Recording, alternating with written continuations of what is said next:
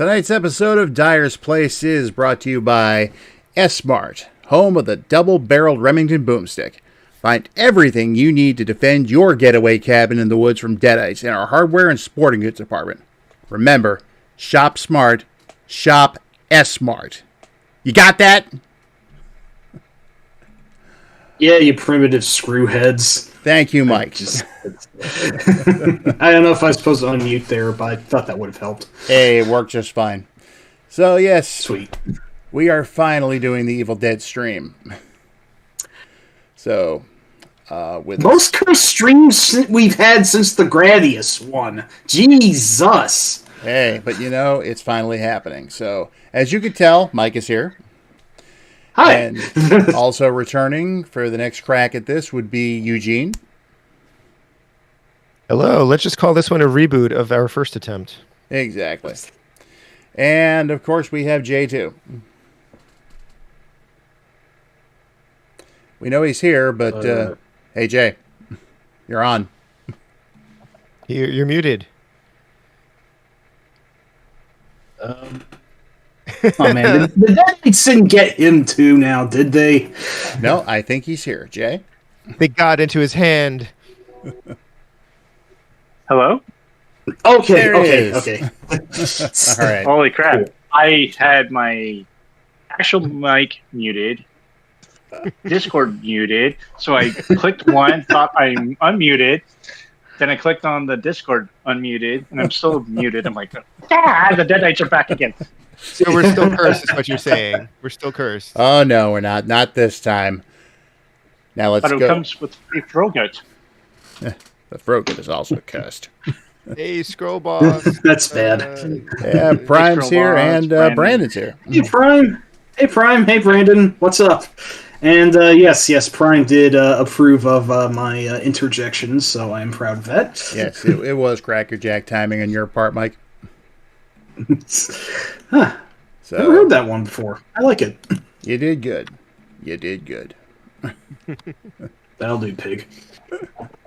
So here we go. Now let's go down to that cellar and carve ourselves a witch. Well, We're going to be full of one-liners tonight. At least Rob is. My memory's probably not going to be quite as on point, but there's a lot of those that we can mention. So yeah. So why don't we go ahead and... Hey, Mo's here. hey, Mo, what up? Snarb's here. Hoi, and hey, Snarb, what up? Hoi, hoi. Yeah, What up? Hi. Already getting Welcome a good in, crowd. everyone. Yes. Yeah, despite the delayitude, it's finally happening. I can barely believe it. Jeez. Well, here's the thing, Mike. Don't keep talking like that. Yeah, we are. I do have a tendency to jinx shit, so say no more. I was going to say that we have too much Deadite problems in the first place, so I don't know if we need that. Well, whatever you do, just make sure you memorize the words. Okay? They must be repeated Clap. exactly. Klaatu, Barata. Anyway. I got it. I know your damn words. You know what? Some like geek store or whatever should market an actual Klaatu Barada necktie from the day the Earth stood still as just a little wink and a nod.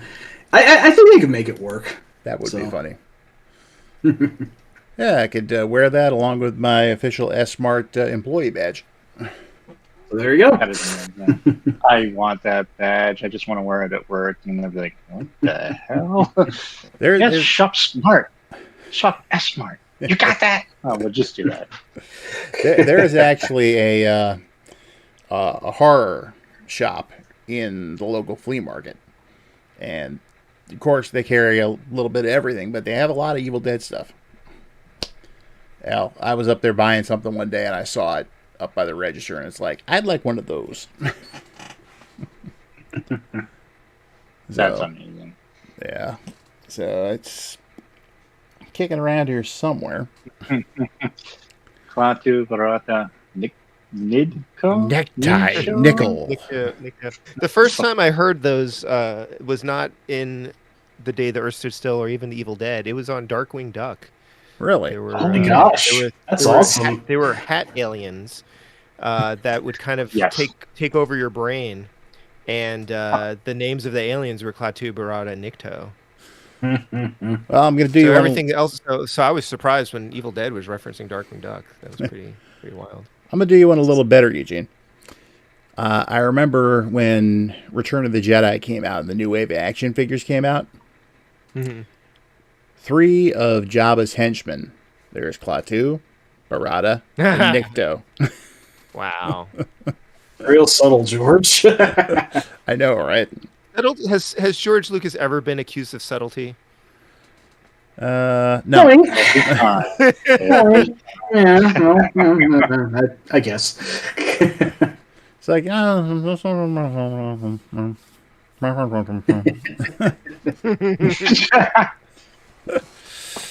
all right. So We haven't gotten there yet, but I will say that I like the ending, the original ending of Evil Dead 2 or no Army of Darkness when he miscounts the number of drops he's supposed to Yes. take. It's so Ash. It's so perfect, and I'm so sad that was not the theatrical version of the movie. That's going to be a debate. I'll warn you ahead of time. I slept too long. And yeah, see, yep. Prime knows what I'm talking about. Nice. So, well, let's say we go back to the beginning here. Let's go back to Within the Woods. I know it's been a little while since we all watched that. And the copy we had wasn't exactly the greatest. My eyes are still bleeding, but yeah. I don't know if you can feasibly get a good copy of that at that point. I'm just surprised we found anything at I have frickin' to say it's a miracle. It feels like a small miracle that there's so much quote lost media is so accessible to us just through the internet. Like just random things have been uploaded, and just are there, and that you can actually go and watch this thing that previously I had only read about. Existing. Case in point, something I'm hip deep involved in right now. Splatter World. I was about to say, sometimes prototypes of games that you thought were long lost ain't so lost. And that does have a bit of a connection to Evil Dead, since Splatterhouse was inspired by some aspects of the series. And I see Sharon's here. And hey, Sharon, what up?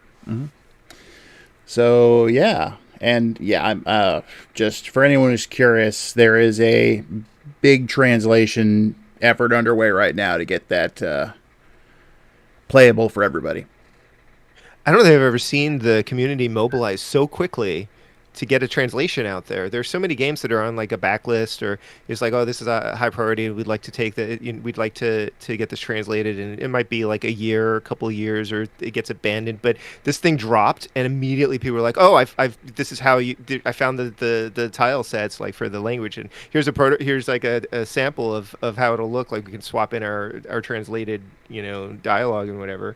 It's like, wow, it's moving fast. Oh yeah, I'm actually involved with the translation team right now. Awesome. Excellent. Cool. I'm not going to be able to do any actual translating, but they're counting on me supervisor. They're counting on me as the Splatterhouse guy.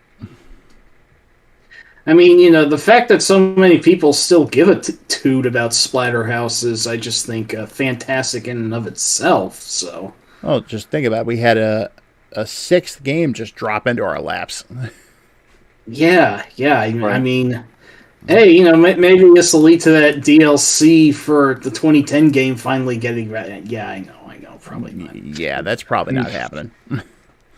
What do you need if Namco decided to just release it like properly? Like maybe once there's a translation. I mean, they've released homebrew NES games as brand new games, like their GAP Plus ROM, the GAP Plus homebrew and the Pac-Man Championship Edition.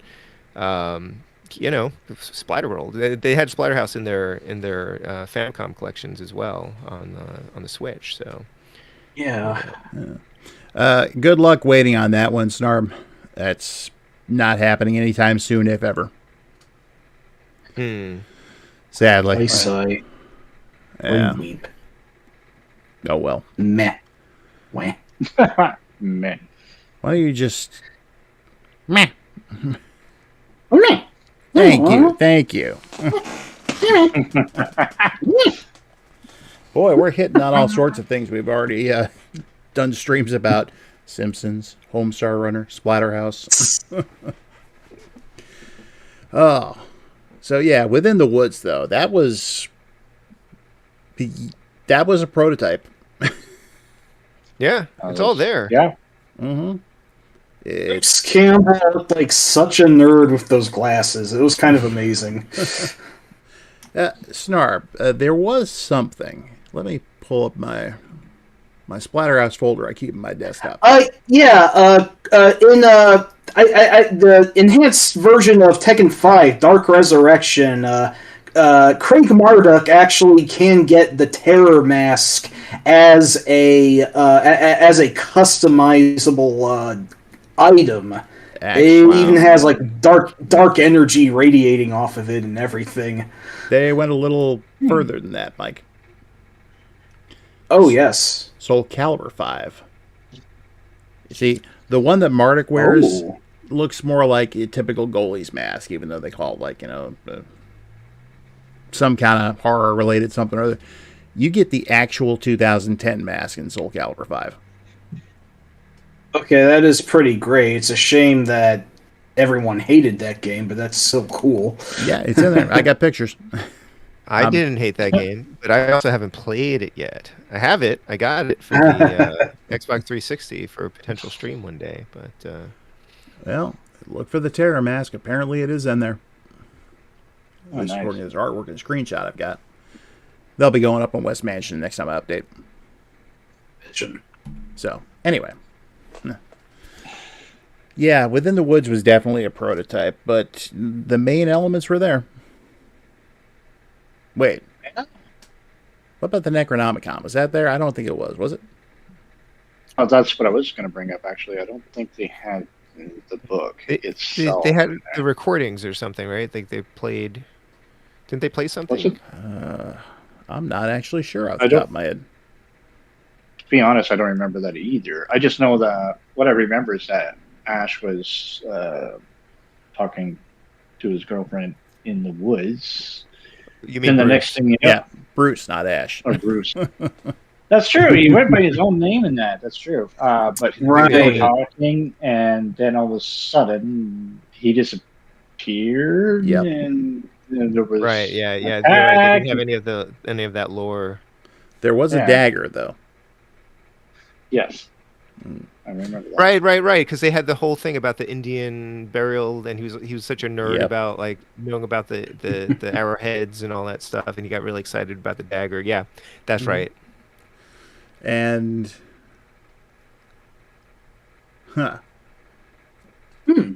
Jason Goes to Hell. Now that movie I don't think I've seen since the last time I did a complete Friday the 13th watch, which was by my calendar about 20 years ago. Yes, it had the Kandarian dagger and the book as well in that film. Nice. At the Voorhees house. I just remember. Wow, really? I just remember seeing the end of that, and it's like, and Kruger's glove came out and grabbed Jason's mask and pulled it down, and we're all like, yes, they're doing Freddy versus Jason. And then we had to wait like another 10 years for that to come out. Yeah. And then it was just as disappointing as when Batman met Superman. Oh, come on. Now, don't insult Freddy versus Jason. That gave us what we came for, Freddy versus Jason. Yeah, the teenagers. Yeah, okay, but from the strict fulfillment of that matchup, that it did deliver. But it could have been better, or maybe there's just so much hype over it that it could never have given us, what we were hoping for. I will say this. Yeah, they should have just thrown Ash. Huh. I will say this. I remember walking out of the theater after I saw it. I had practically the whole place to myself. And I was like, oh, that was the best comedy of 2003, hands down. And yes, Yep. of course, there is an Evil Dead connection too, because there was Freddy versus Jason versus Ash, which comics. only came out in the comics. Apparently, they were going to try and do a sequel film, which was going to feature Bruce Campbell, but something happened and it fell through. I remember reading that anyway. I also remember reading about the original ending to Freddy versus Jason, where they were both going to be in hell and Pinhead was going to show up. I've heard of that too. Yes. Man, I wish. It's like, what next? Leatherface? Chucky? And then it would end up like one of Prime's versus fighter selection screens. Oh, there you go. That'd be awesome. Yeah. Hey, if you guys have never seen that, there's a pretty good NES homebrew game that's been making the rounds recently called Hell Breaks Loose, or no, I just blanked out on the title of it. But it is a mashup of all of the horror movie villains. I'll see if I can pull up the title. Yeah, I'm very curious. oh, All Hell Unleashed. I was close. All Hell Unleashed by 8-Bit Slasher. And the current version is version 6.66. And you can get it on itch, and I know you can buy some like bootleg carts of it, but I've seen a couple people stream it, and I've got the ROM to play at some point, and it's just each level is based around a different horror movie, and it looks very faithful to a lot of the properties, like the Nightmare on Elm Street one. Kind of looks like it might even be an improvement on the LJN game, as shocking as that might be. nice. Sweet.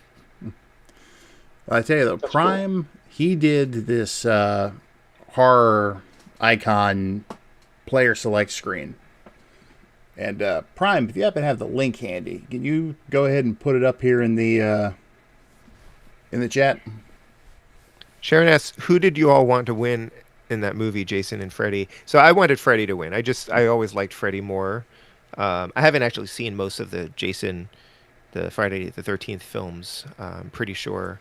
I used to watch some of the TV shows that had almost nothing to do with the movies. There was a Friday the 13th and a Nightmare on Elm Street TV series. But Freddy, I always just enjoyed Freddy more. I mean, Freddy has like a personality. Like Jason is just this like kind of this monolith. Yeah. kills things. He's like a force of nature, and Freddy is like an actual character who makes bad jokes and has a sense of humor. And so I've just always enjoyed Freddy more. As far as That's who I rooted for too, for the same reasons.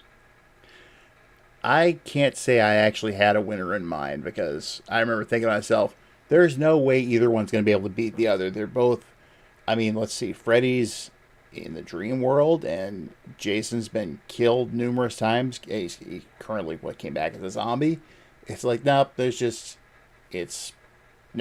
not going to be a winner. What they should have done is they should have done both.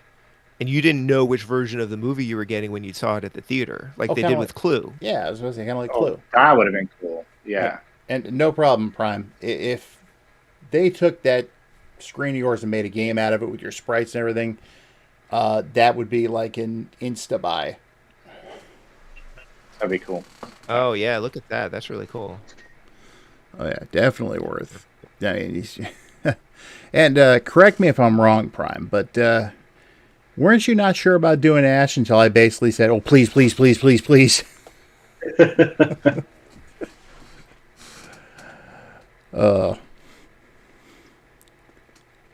awesome.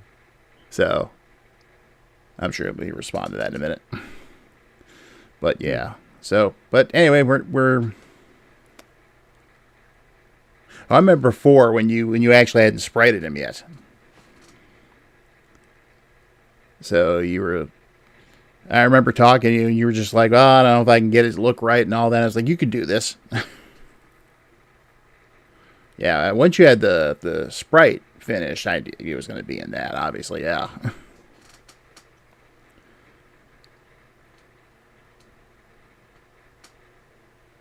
I keep thinking of Within the Woods as Into the Woods, which is a very different thing. Mm-hmm. Well, at least it's not Cabin in the Woods, right, Mike? Movie. Why does anyone love it? It's so stupid.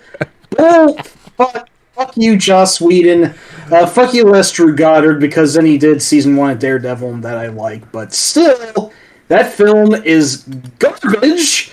And I wish I had more to comment on with Within the Woods, but I'm failing at really thinking of anything. I'm sorry. Well, the point is, Within the Woods definitely did what it was supposed to do, which was prove to investors that they could make a movie.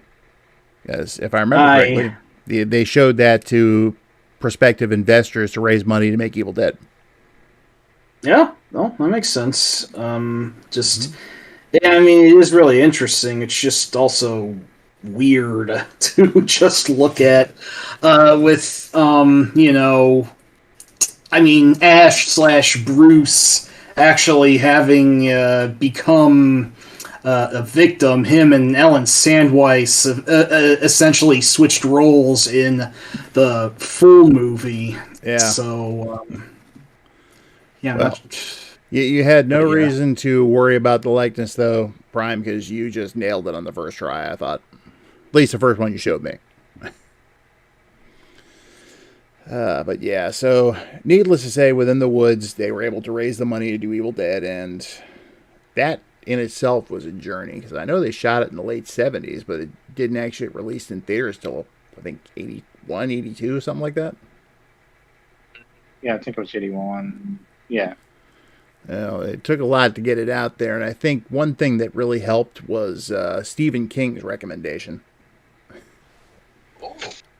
Yeah, he said something like, "This is the most ferocious original horror movie I've seen in years," or something like that. Wow, that's a hell of an endorsement. That's nice. Mm-hmm. Perry Caravella, I don't know who that is. I'm somewhat familiar. There's this movie that by Bobcat Goldthwait by the name of Windy City Heat, and this Perry guy is kind of like being filmed as a prank, like he's being set up as like the lead of a movie, but then that movie's fake. And the real movie is kind of like the documentary they're shooting about this fake movie, and Perry just kind of making an ass of himself. At least that's the basic premise of it that I get. That might be a terrible description, though. Let me know, Brandon, how accurate I am, if at all. He also made skateboards. Interesting. Cool. Well, I'm pretty sure mostly everybody here knows about the plot of Evil Dead, but let's recap real quick for those who don't. Who wants to go?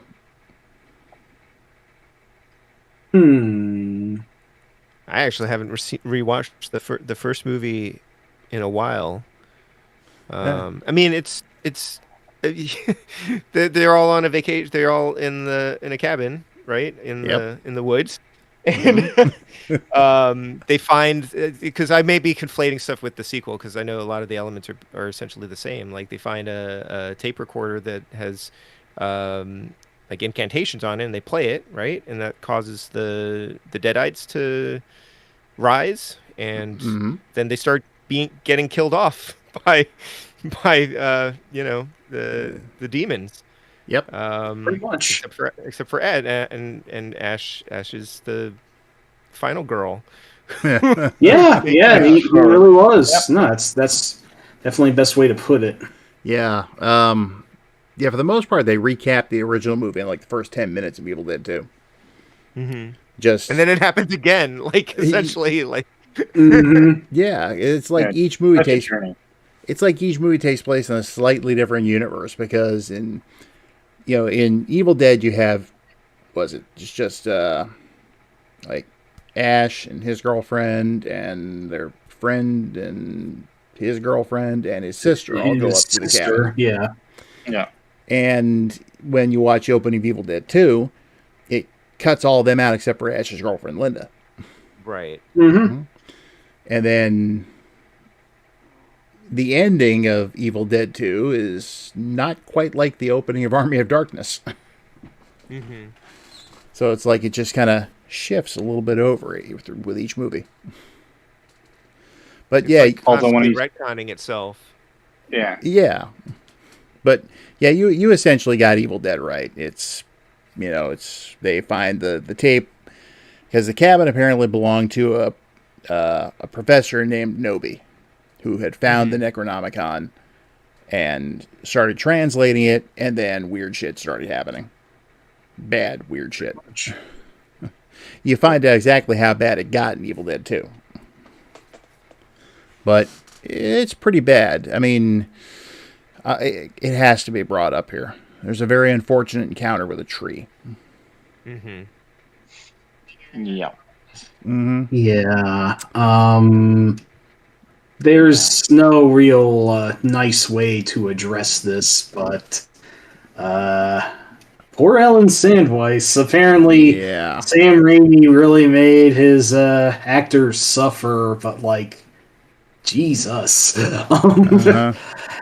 I do know that, or at least I get the impression that the tree part is kind of a deal breaker for some who have heard about it and haven't viewed the first movie yet. So, I mean, there's kind of also a tree bit in Evil Dead 2, but it's less graphic. Yeah. It's still not nice, but yeah, this one I think maybe lasts for a little longer than it should, and I can't really think of any sort of good face that I can put on it.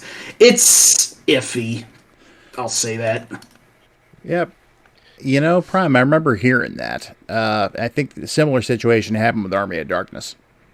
Yeah, so I recently saw, and I don't know why the algorithm started feeding this to me on Facebook, but I saw somebody who did a couple of short videos about the Evil Dead movies, and she said that it was like licensing issues. They just did not have the rights. So when they did Evil Dead 2, they didn't have the rights to the first movie, and so that's why they had to they couldn't use any of the footage from the first movie in the second one, so they had to reshoot stuff, right? And then they did it again in Army of Darkness, right? And so they had to redo things there, and then they did Ash versus Evil Dead, and the same thing happened. They didn't have footage. They didn't have the rights to Army of Darkness until later on in the series, and so they just ignore it. That's probably why you don't have him at S-Mart. Yeah. He's at a different chain. And then at some point, and I haven't gotten to this part in my watch of it yet because I'm still watching it for the first time. But then at some point they're like, "Oh yeah, remember that time I went back in time to blah blah blah." So suddenly when they finally got the rights to it, they could acknowledge that whole plot thread, and so this short video on YouTube, again, I didn't substantiate it, but it sounds totally plausible knowing what I know about Sam Raimi and like Rob Tappert and everybody. But it was just like their perspective is just like they're such bad business people that they kept doing. So is Robert Tapper just a terrible negotiator? Like, how does that just keep happening? I don't think they have a good head for details, from what I can guess. Yeah. Not readers of the fine print, so to speak. Yeah. Yeah. They're good with their movies. They're entertaining, but they're often very creative people, right? I would Yeah. say very often very creative people have their focus is somewhere else, and keeping track of the business side of things isn't necessarily their forte. This is why I have an agent. This is why I let my wife handle all of our finances. Like, I not only do I not care about that stuff, I also don't have any skill at it, at all. So I feel that. Let me focus on the stuff that I can claim that I do well, right? Yeah, exactly. I can just imagine their conversation being like, "Okay, we're going to make the next Evil Dead. Do we have the rights? We'll just redo it. Okay, we're making another Evil Dead movie. Do we have the rights? We'll just redo that too." You'd think though that you would not let it happen again, right? Because at the very least, I learned from my mistakes. I think certainly twice. It should not happen a third time. But You'd think so, yeah. Jeez. Anyway, amazing that they're even out. well, So, in short order, all the different characters are possessed by the Deadites and killed off. And at the end, how was it? Ash was the final girl. Yeah. Yeah. Yet, at the end of the movie, it doesn't look like he gets away after all. Yeah, there's the camera thing flying at him. It's like he screams and then, boom, go to the credits.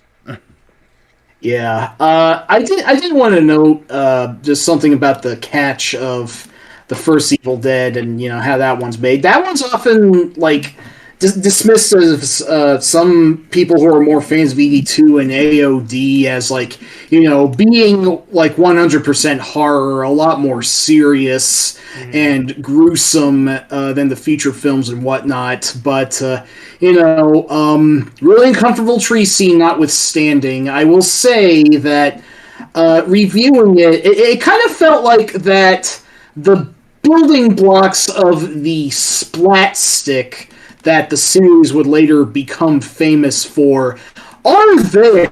Especially the part where Linda jumps at Ash and then he decapitates her with the shovel in one swing. That part was pretty much recreated exactly in Evil Dead 2.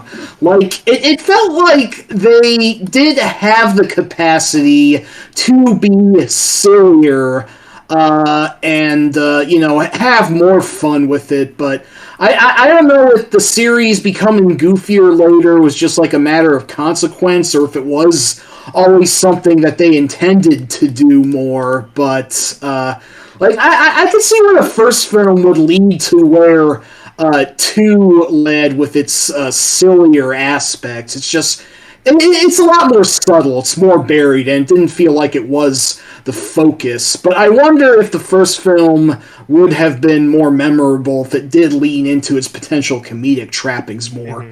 So, but it's the ultimate experience in grueling terror.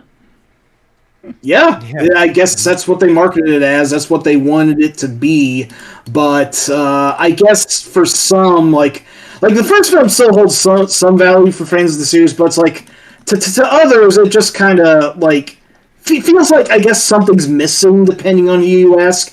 It's like but before our stream bumped out a month ago, before the Deadites attacked Rob's connection, I forget who it was. It might have been Mo who asked this, but I might be wrong. Somebody asked, like, should I view the first film or can I skip it? And the answer I was going to give was, if you are a fan of horror, like I am, like for all the Nightmares and Halloweens and Maniac Cops I've seen. Okay, I haven't seen 3, but that's the only one I can think of. I do like a lot of horror, and I do like the first Evil Dead, warts and all. But I would say if you're not into horror in general, I think you can get away with going right to Evil Dead 2, in my opinion. Someone may disagree with me there, but that's kind of how I view it. Well, I'm going to say here that I am not the biggest horror fan, and I'm hearing the collective gasps of Splatterhouse fans around the world right now. When it comes to filmed horror, anyway. When it comes to video game horror, at least up to a point, I'm all about it. But I like the original Evil Dead. It's not my favorite. Yeah.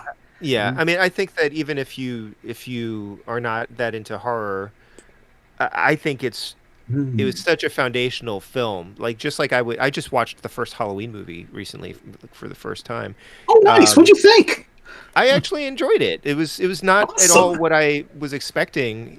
For some reason, I just never really knew. Like, I knew the references to Michael. How could I grow up not having references to Michael Myers, given my last name? But I just never fundamentally, I didn't know, really anything about the series, and so I found it very interesting to finally put together all the like little bits that I've accumulated over the years. And I think there are certain films like that. Certainly, the first film in any of these long-standing franchises, the first Friday the 13th, the first Nightmare on Elm Street, which is a fantastic movie. I think that those things are so important to just watch from like a cultural perspective. To be, just like I would watch any film, well-regarded film, like Citizen Kane. Not that Evil Dead is the Citizen Kane of horror, but that kind of thing. Like there's certain films that just they are on that list of things that you should have seen at some point in your life, right? Yeah, good way of putting it. Yeah, the original Halloween is very atmospheric. It doesn't really feel like a slasher movie, more as it just does a lot of unease in the air. But later movies were definitely slashier, for better or worse. But that's a whole other can of worms to get into. I wanted to note something that Prime said, which I think is pretty on point. If they filmed it in the 70s, that means it was filmed in the wake of strong stuff like Last House on the Left, so I get why the vibe is what it was. That movie, for its time, of course, being really horrifying, its impact is maybe duller now because it is slow and there are some real dumbass scenes with the stupid cops and some attempted comedic moments, which I don't know why. Particularly with the cops there? Oh my god. Yeah. Throwing the tone right off there. Yeah, exactly. It's definitely a really wonky film, but, for all its faults and getting off the track, like, at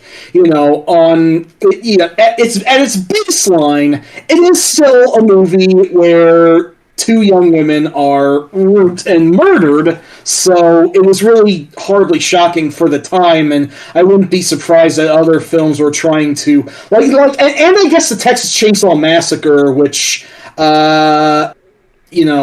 was also, and I'd say that one actually does hold up as still being disturbing, but the Evil Dead, to an extent was probably following trends. I'm not sure if Sam and Robert were necessarily setting out to break any new ground. They just wanted to make something that they thought was cool, and the series becoming as famous as it did afterward was arguably incidental, but, feel free to pick me up that one. I have to agree, though, if you're going to start anywhere, you might as well start with the first one to see where it did start, where the foundations are, where their ideas took going into Evil Dead 2 and beyond. The special effects aren't the best at the end, but they only had a small budget. But I found it pretty influential on horror, especially since it's not a slasher. There was so many slashers starting to come out around when it was released anyway. And it was nice to see something that was totally different. And that's where I would start. If you're going to watch any Evil Dead, start with the first one. Even if you're not a horror fan, you're going to find something you might like out of the characters and whatnot. And then Evil Dead 2 is just... it's going to be the benchmark afterwards, so... Yeah. Yeah. Now, I have to address Sharon here real quick. It would help if you actually watched the Evil Dead movies. That would be a big help. Then you could actually decide if you like them or not. I know, you said you watched one of them once a long time ago, but you gotta sit down and watch them. How many more Saw movies besides the first so I have to see to determine I'm not a fan of Saw? I'm just being a dick here for the sake of pedantry, but I'm curious. I don't know. I saw up through 2, and after the hypodermic needle pit, I was done. Oh no! Wow, I can't even get up to 2. I guess I have to view 2 now. Yeah, I'm not a fan of needles, period. And I saw that scene, I'm like, oh yeah, no, I don't want to go in that at all. No, Nope. I saw the first one to understand what the series is. My wife and her best friend actually made a point of seeing every Saw movie like in theaters when they came out. It just ended up becoming like a tradition, no matter how horrible or stupid they got. I did see like one of the last ones that was sort of a spin-off with like the puzzle something or other, but I saw the first one and I was like, well, now I get it. Like I know what this is. I don't need to see any more of it. Yeah. Right. Yeah. It's all going to be variations on that. And it makes me uncomfortable, and I don't like it. I don't need to see any more of this, right? Yeah, that was pretty much the impression that I got, too. I will say this much. The best thing the guys who created Saw ever did was repo the genetic opera. Yeah, that's crazy. Okay. Daryl... Fuck, what was his name? The guy. Fuck. The director of Saw 2 and I think 3 it was a D. Darren Lynn Bousman, that was it. Yes. Repo's actually surprisingly much better than it has any right to be. That film is fucking bonkers. In a good way, in my opinion. But, plus it's got Sarah Brightman in it, so... Yeah, exactly. But I realize we're getting a little bit off the beaten path here, though. Sorry. Yes. Do we know definitively why the series took a more comedic turn? Because my uninformed opinion of it back when I first saw these movies in high school, I guess, was okay. The first one was kind of cheesy, right? Like it was very gory, but it was kind of like cheesy gore because it was low budget or whatever. And so to compensate for that, they decided to lean into it in the sequel and start like now if the effects look ridiculous, it's because it's a comedy. Like, you know, now our flaws are our strengths. And so they just decided, you know, the first one was unintentionally funny, I thought, in places. And now if people were responding to that, now we're just going to do that on purpose, right? That was my impression of it, just from having watched them without having access to any of all of the behind the scenes stuff that we now have, like interviews and books and documentaries and whatnot. You know, I'm not sure. I've never actually heard the reason for that. Yeah, I'm not really sure either. Yeah, but I mean, seeing like their other work, right? Like. Mm-hmm. It also could just be that they decided to play to their strengths. Like this is, you know, they managed to make a good horror movie, but they clearly had like this sense of humor, the slapstick, physical, comedic, like even like the Three Stooges, like all of that comedy is like part of their DNA, and it kind of infuses all of their stuff, like from Hercules and Xena and freaking even Spider-Man, you know, this is just their view of the world, right? And so yeah, maybe they were just like, okay, well now we have you know the success. Now we can do the thing that we really want to do. That could be. Yeah, the fake shimp. Yeah, that's a good point about Spider-Man. Yeah, being able to create a comic book film that, you know, for the time, or at least the first one, arguably the later ones to an extent, but, you know, since comic books are arguably to a degree just kind of inherently cheesy, and I do use cheesy endearingly so, maybe it was sort of in their, like you said, in their DNA that they always wanted to make something more lighthearted. Darkman also, while that film certainly had its gruesome moments to be sure, it did also have a little bit of a certain style about it. Like you can tell that this is by the guys who did that. This is a Sam Raimi film, but like, you know, it's a different genre for the most part. I mean, there's still some horror trappings in it, but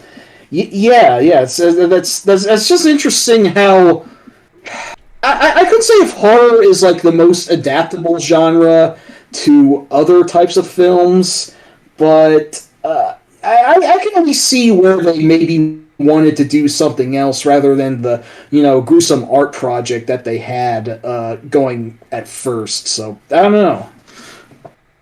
You know, I feel like every major horror franchise at some point does dip more into comedy. I mean like I was going to say Leprechaun Back in the Hood, but was Leprechaun ever serious? Maybe that's a terrible example. So well, look at like the Friday the 13th series.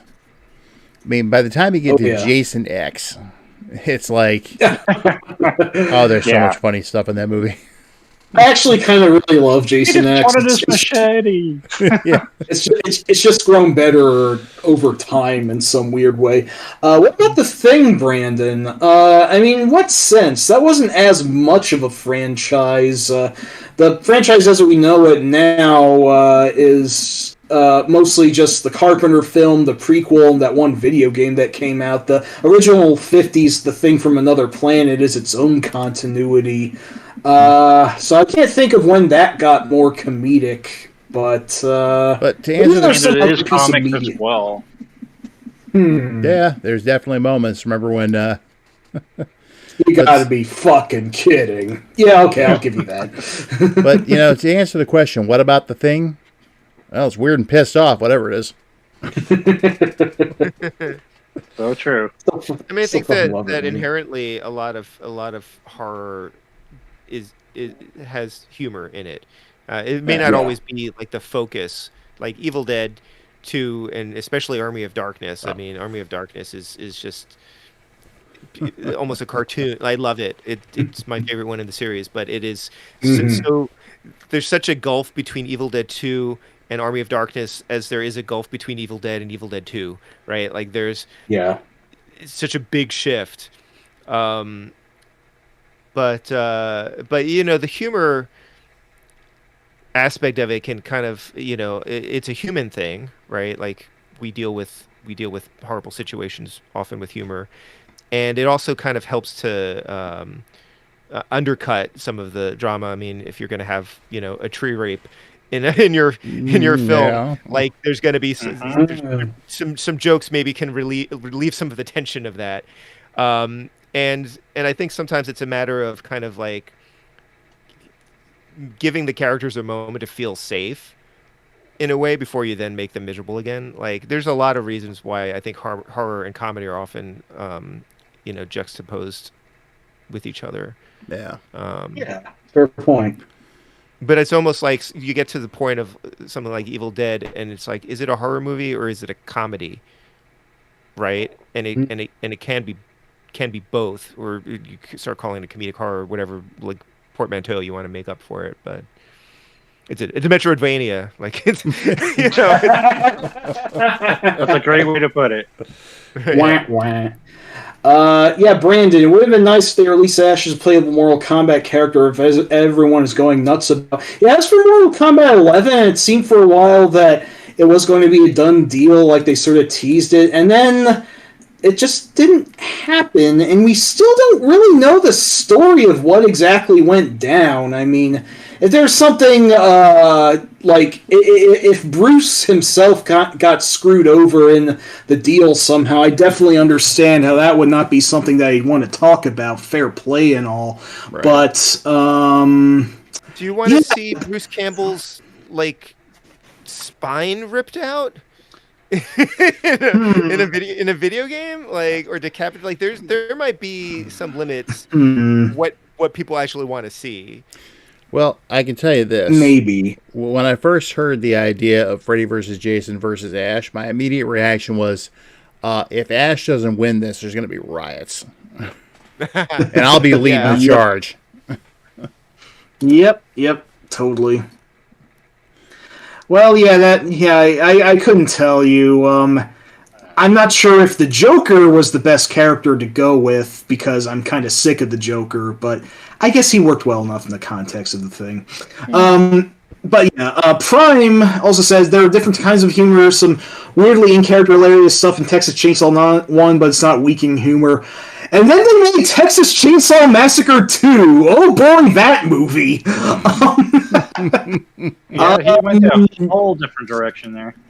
Jesus Christ, did they ever? I actually like TCM 2, but I think maybe they're not wrong that maybe it's supposed to be viewed more as like a parody of the first, because just like, where the hell it went was just really, really fucking weird to say. Wasn't that what Toby Hooper wanted to do with the sequel or something like that? He just like, you want me to do this again? Okay, I'll satirize my own film or something like that. That's what what that makes me think of, actually? It makes me think of the whole RoboCop 2 thing. About how the movie RoboCop 2 is about how it's a bad idea to make a RoboCop 2. Yes, exactly. Exactly, you got it. Mm-hmm. Yeah, there's probably some truth in there, but like, what were we even talking about anymore? My brain's drifting. We should probably Texas, yeah, hard humor, Texas Chainsaw, and all that. Boy, howdy though. Here's an interlude for you. Okay. Yeah, go ahead. All right. I have a cat. Actually, I have several cats, but Cool. none of them actually belong to me. They mainly belong to my stepdaughter. But there's one cat we rescued, and his name was given to be Ashton. Now, that's great if I'm watching some high-profile British drama series or something like that, you know. But I'm thinking, this cat's going to be living with us. Ashton is just way too... No, we're not doing that. But I know what I am doing. He has been Ash ever since. And much like Ash before he becomes a badass in Evil Dead 2, he has a tendency to run around and hide from everything sometimes. I'm surprised he hasn't started poking around my door yet. Yeah, hopefully. Where are the Halloween costume photos of Ash wearing an Ash costume? We don't have any Halloween costume pictures of anything. Dang. Sorry. No worries. If I can find a small enough chainsaw for a cat, I'll put it on there and, you know, I'll give him a little blue shirt to wear, and yeah, and he'll hate me forever after that because I made him wear clothes. You never know. He might meow, and you're just going to think it's saying Ruby. Which reminds me, Meow. to spin this off, has anyone seen Kittens of the Evil Dead? What? No. What? No. Huh? What? It's this little claymation version of Evil Dead 2 that was done featuring cats, like clay cats. What? Yes. No, I'd never even heard of that. What? No, I have no idea. That sounds adorable. Okay, then. I don't know if it's on YouTube or not, so I don't know if I can link to it. But if I'm able to, and it is on there, I'll add it to the video description afterwards. But Okay. in the Fair deal. meantime, for you guys, and you can all see this, give me 1 second here. Okay. Just opening up one of my folders right now. That's our Kitten of the Evil Dead, not Kittens. Gotcha. That would be the sequel. Yeah. Snarv has seen Pingu versus the Thing. I'm not sure if I've seen that yet. I really should. All right, guys, there you go. It's not very long, so you could watch it real quick. Quick glance at this. This looks pretty amazing. Oh my gosh. Oh, this is adorable. This is Oh my great. god. Oh my gosh. This may be my new favorite thing. This is great. Awesome. Well, if anyone can find it on YouTube and they want to post it in the chat, go ahead. It's got a good like Gumby aesthetic going. Oh yeah, Yeah. definitely. There used to be a trend of internet videos like this that were like retelling a movie in like 60 seconds. And I you just remember see, that like, stuff. The key, like the iconic moments. That's what this is. Mm-hmm. I don't remember what those were called, but this is amazing. I know one of them was Wow. like 60-second movies featuring bunnies. The bunnies, yes, that's right. I just Yeah, saw I the was- images, like the bunnies, yeah. God, I haven't Right, thought of that in right. years. That was Holy like shit, that was neither. a whole thing for a while. That just Yeah. totally unlocked this memory. What were those things called? Something theater. Let me see. Bunny movie shorts. What's guy going to pull up? Angry Alien Productions, 30-second bunnies theater. That's Yes. it. Okay. Good times. That's what the internet provides. I Yes. just typed in bunny movie shorts. Who knows what that's going to turn up? But but that was the top hit. So there you go. Oh my god, yeah. I need to rewatch a bunch of these. They did Back to the Future, Excellent. Cannibal Holocaust. Oh my god, they did it even Oh, too. Jesus All right, I Christ. need to watch. I need to. Sorry for the tangent. No, you're fine, dude. It was a rabbit hole. Well, Sorry. Wah, wah. And there we go. while Eugene's taking a break, I'd like to go ahead and thank our sponsor again tonight. And that would be S-Mart. Treat yourself to S-Mart's top of the line. Shop smart. Shop S-Mart. Okay. Only $109.95. I thought I heard you say tree yourself, and No. that is really inappropriate. Yeah. Okay, whoever's doing the crickets, thank you. So just remember, it's great for recreational and all other uses. It won't let you down. It's available in the sporting goods department on the second floor.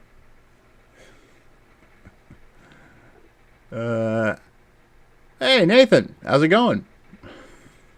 Hey, Nathan, what's up? So, yeah, thank you again to S-Mart for sponsoring this episode of Dyer's Place. I'm surprised they're still in business. Hey, you know, with a recommendation like their boomsticks, I mean, how could they not? They could probably just sell nothing but boomsticks and chainsaws. They'd stay in business. All right, so let's say we move on to Evil Dead 2 then. Yeah, I can't think of much else to say about the first film. It is what it is. You can view it sometime. I Exactly. like it. I don't love it as much as the next two movies, but yeah. Yeah. Yeah, I just haven't rewatched it much over the years. I know I have that one on Laserdisc too. We'll have them all on Laserdisc, but I have not rewatched the first Evil Dead often. Yeah. Evil Dead 2 was my first proper introduction to the series. I had seen parts of Army of Darkness a few years before that, but I was at a party and drinking, so I wasn't really paying much attention to what was on TV. So, but my friend Bo, huge Evil Dead fan. So, and I remember he was talking about it right when that PlayStation Hail to the King game was coming out, because he wanted to get a copy. Yeah. And I'm like, yeah, Evil Dead. I know I saw part of Army of Darkness a while back, but it's a really good series. So, oh, yeah, you got to check it out. So that I was living on my own in an apartment at that point in time. So after he went home, after he bought the game, I decided to stop at a local video store and grabbed copies of Evil Dead 2 and Army of Darkness, went and got myself a pizza, went home, and watched them. No regrets. Perfect night. Yes. Sounds like a perfect night. Yeah, it was. And I was like, okay, I got to watch the first one now. But, yeah, so... Yeah, that's the one it was, the survival horror one. And it was also on Dreamcast. And... I haven't spent much time with those games. I've wanted to... I had, as an Evil Dead fan, I'd kind of always wanted to play them. I never had, PlayStation. And I loaded it up on my PlayStation Classic, the PS Mini, and I played a couple minutes of it. This feels very clunky. Yeah. But I think it might be worth suffering through, even a janky game just to hear Bruce Campbell, reprising the role. Push the freaking start button, would you? Hello, today. Yes, Brandon, I did. What I actually want to do is after we get done with Army of Darkness, since there was such a big span of time in between installations, I wanted to go ahead and talk about the games and other such personal stories like that then. But yeah, I'll talk about that. So, We'll get there. Yeah, Evil Dead 2. So basically, like you said, the first 10 minutes recaps the original Evil Dead with less people. And... oh, it's okay. You didn't know. And then after you see the final shot of Evil Dead recreated, then boom, it goes right in Evil Dead 2. And Ash gets turned into a deadite. And then snaps out of it. And then things start getting crazy. A bit, yeah. Just a tad. I mean, it also has the first appearance of Evil Ash in that. Mm-hmm. Remember, he's looking in the mirror and he's like, oh, "This isn't happening." And I was like, "Oh, really?" Because Evil Ash reaches out in there, he's like, "We just chopped up our girlfriend with a chainsaw." Does that sound fine to you? Yeah. And of course, the bit that everyone remembers is when the entire cabin starts laughing at him. Mm-hmm. And he's just so overwhelmed by the insanity of the whole thing, he just starts laughing too. We have definitely had those days, I'm sure. What vividly stands out to me is the laughing deer head, which was referenced in Splatterhouse 2. So, Well, not the laughing part of it. There were deer head trophies in that, but the laughing deer head was in One Pocket Graffiti. oh, my bad. In Splatterhouse 2, it was a barfing deer head. Yeah. In the fire room in the Hell House at the end of One Pocket Graffiti, anytime you get hit, that deer laughs at you.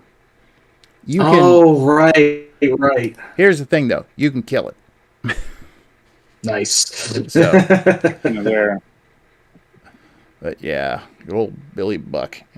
Or they never gave him a name. But and of course, you got the blood flood in that one. Bruce Campbell said he was blowing his nose for a week after that, and it kept coming out as red. Oh. So anyone who's seen Evil Dead 2, remember when he blasts a hole in the wall, and then the blood just starts coming down, all of a sudden. Mm-hmm. That's funny. The blood usually gets off on the second floor. I think I don't know if this was standard for blood effects at the time, but I think I read that that was all made just of cornstarch and food coloring. Well, I know in either the first one or the second one they used KO syrup. Mm-hmm. Yeah, that might have been that too. Yes. Mm-hmm. And then they pick up with the whole Nobi thing when his daughter shows up, and her boyfriend, and the two people that help them find their way there. Bobby Joe. Right. Bobby Joe. I will not forget that because he kept saying that, trying to find her at some point in the film, kept saying, Bobby Joe. I'm like, Yeah. He really did. It's like, you're an idiot. And of course, that they said the actress who played Bobby Joe did some of the best reverse acting they'd ever seen. When, because you find out what happened to Nobi's wife, Henrietta. Right. Yeah. Someone's in my fruit cellar. Someone with a fresh soul. I feel bad for Ted Raimi, actually, because he was the one who played Henrietta. Yeah. Oh, yeah. Ted Raimi has showed up many times in the franchise.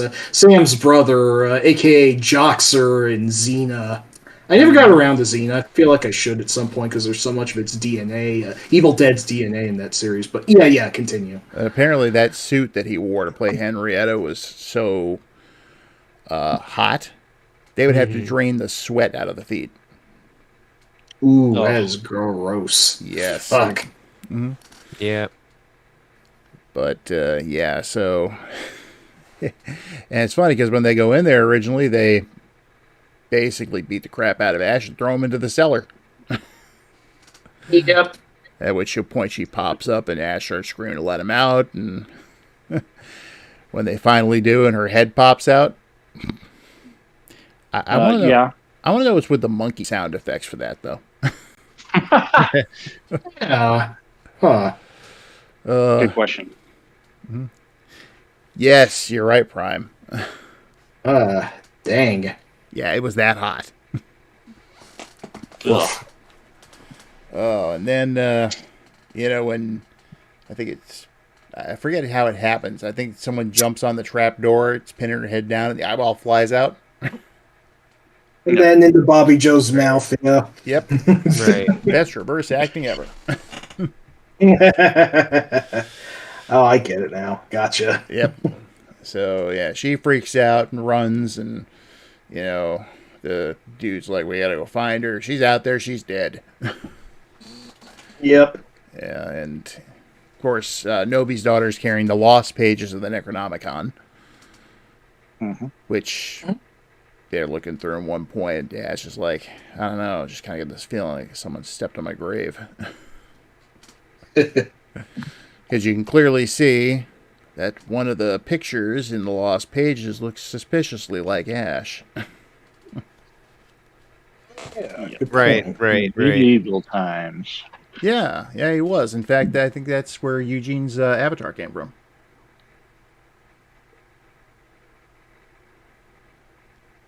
My avatar. Yeah, you wanted to use Ted Yeah. Raimi. Oh yeah, but isn't that from No, the wait. show? Yeah, no, that's from Ash vs. Evil Dead, isn't it? Yeah, Yeah. That's what Nathan just said. Yeah. Oh, Yeah, that's him in Ash vs. Evil Dead season 2. Right. okay, gotcha. So, Oh, I'm sorry. I was following the thread of what you were saying and not what was in the chat. sorry. Yeah, I had a brain I was fart. like, Yeah, I heard yeah. medieval times. I was like, what? That's not where my avatar's from. Medieval Times, which has no relation Although to Ted Evil Raimi. Dead. Right. Yeah, But Ted anyway. Raimi was in the We asked Omni him to sponsor this antagonist as well. podcast. Well, yeah, and of course, eventually they're all picked off by the evil. In fact, doesn't Henrietta devour the jackass? They just find Yeah, he Yep. eats Jake up very handily, and Jake, his that's his name. bloody corpse is found later as a bit of a. Oh yeah, right, that happened. Yeah. Oh, But he got stabbed in the chest from the dagger before that, though. yeah, that's right. And So, then he was being hit by the door as they were trying to close it. mm, And he got it pretty bad. yeah. And of course, Ash gets the pages back after he tossed him. Jake had tossed him down into the cellar, and then it was a fight against Henrietta. Which, if Nobi's daughter, what was her name again? Annie. Annie, yeah. Annie, yeah.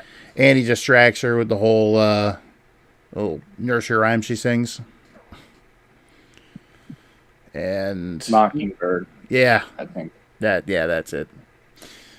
Mhm. And well, eventually Ash just takes care of business. But yeah, Sharon, I already talked about that.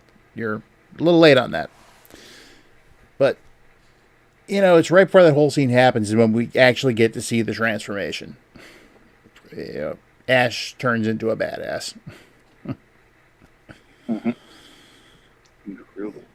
Groovy. This is probably the most half-assed retelling of Evil Dead 2 that's ever been made, but You want to encourage others to see it if they haven't seen it already. So you have to just yeah. give the bears skills and Yeah. To be fair, I think the plot is pretty straightforward of the first two films. They go to a cabin, or rather in the second film, he's forced to stay at the cabin, and lots of bad shit goes down, and he and hopefully everyone else tries to survive. And it's a film that doesn't really propel itself forth so much on plot as it just does style and insanity. Shit. And exactly, that's all I can really ask for. I guess vibes is the word that the kids nowadays would use. I don't know. It just has a lot of good vibes going about it, so to speak. right. On the whole subject of the work shed thing, though, did you ever hear what happened on the set of Escape from L.A.? Oh yeah, well, I'm not sure what in that sense. I just know that Bruce guested in it with a lot of heavy prosthetics on his face. Yeah, it was the Surgeon General of Beverly Hills. Mm-hmm. What? Oh, I hadn't heard of that. You've never seen Escape from L.A.? I'm pretty sure I have, but I don't recall that. Yeah. But Bruce is in that. And one day on set, Kurt Russell comes up to him. He's like, "Hey, Bruce, say work shed." And Bruce kind of laughs. He's like, "How do you know about that?" Oh my god! Because it was a very obvious overdub in Evil Dead 2. And Russell's like, "Yeah, my son's a big fan of Evil Dead, and he wanted you to go ahead and say that." And of course, that son turned out to be Wyatt Russell, who's now currently in the MCU playing U.S. Agent. Yeah, Oh wow! it's crazy. Mm-hmm. Yep. I got to listen to that commentary one of these days. I actually read about that in If Chins Could Kill. Nice. which is a great book. If you've never read Bruce's book, If Chins Could Kill, read it. And It's been a while, but even I've done that. Yes, I need to reread that. Well, I didn't know that there was a follow up until we started talking about this podcast. yeah, I need to actually sit down and read that one of these days. I've got a copy, but so, and Evil Dead 2 basically involves sending the evil back in time, which they're successful. Only problem is they create a vortex to go ahead and pull it back in time, and the vortex doesn't just suck it in and go away. It's still How do you out stop there. this thing? Yeah. Ash gets pulled into the vortex along with his car. Yeah, Sam Raimi's classic, which has shown up in like every movie he ever did. didn't Bruce actually hate that vehicle, and he was Yes. glad to see it trashed all the time? I Yes. forget where I read that, but yeah, He mentions that in the book too. right. That sounds on point. And, you know, when he falls out of the sky because of the vortex, you know, the car crashes down, he falls a short thereafter, and he's laying there, he turns over, and all of a sudden he's surrounded by knights on horseback. Mm-hmm. And they're all like, "To the Deadite! Slay the beast!" And then you hear this screeching, and there's this, you know, flying monstrosity heading for him, and all the knights start to scatter, and Ash just stands up, pulls out his boomstick, and blows the freaking thing's head off. And then he's just looking around, and all the knights are just kind of starting to gather, and they're like, "Hail he, who's fallen from the sky to deliver us from the terror of the Deadites!" And then you find out that's, you know, they finally reveal, yep, that's what happened to Ash. He went back in time, and that's why he's in the lost pages of the Necronomicon. Movie closes with him just standing there going, "No, no." And they're all cheering for him. And Fun fact: the guy who says that speech about all he come from the sky, that's Sam Raimi. I believe it. Right. I think I remember that. That makes sense. So naturally, that led him to a very interesting place to go with the next movie, Yeah, no yes. kidding. Army of Darkness. But before we get into that, so overall thoughts on Evil Dead 2? How about you, Jay? Love the movie. It's I go back and forth on this, but Evil Dead 2 is arguably my favorite of the at least the trilogy, the first trilogy. Army of Darkness does knock it out once in a while if I'm in the mood more and more of a slapstick horror comedy. But Evil Dead 2 is just a fun ride, especially if you get a recap in the beginning of the first few minutes. And the crap that Ash goes through in that film is incredible. You see a lot more of his physical comedy in that and how it's really started, and especially in the kitchen. Holy crap. Oh, yeah, you're not kidding. Sorry, go ahead. I was going to say, let's not forget, too, because this wasn't mentioned. It's in Evil Dead 2 is where he loses his hand. Shit, we didn't mention that. Crap. Which, again, is recapped. Well, you kind of in Army of alluded. Darkness. But, yeah. That's true. But you kind of alluded to his becoming a badass with the whole work shed thing. True. But the fact that he actually cuts his own hand off with a chainsaw. He's just... Now, which version of it is Evil Dead 2 where he's laughing more, or is it Army of Darkness he's laughing more when he's cutting his hand? I think it's more Evil Army of Dead 2, actually. Is it? Yeah, because they don't... At the beginning of Army of Darkness, they show the flashback, but it's been changed since they had to reshoot it. For one thing, it's not really bloody at all, and two, it's short. And like in Evil Dead 2... Oh, that's true. Evil Dead 2, he just sits there, and it's much longer, and blood spraying everywhere, and... Yeah. A farewell to arms. I love that part when he put the book on the bucket. Farewell to arms. Oh, the humor. Meta humor. Love it. Yep. So good. So good. If people haven't watched Evil Dead 2, what are you doing? Go watch it. You're going to have a good time. Exactly. Tommy Joe. I mean, sorry. How about you, Eugene? Yeah, I love the movie too, and just talking about it reminds me of all the fun moments in it.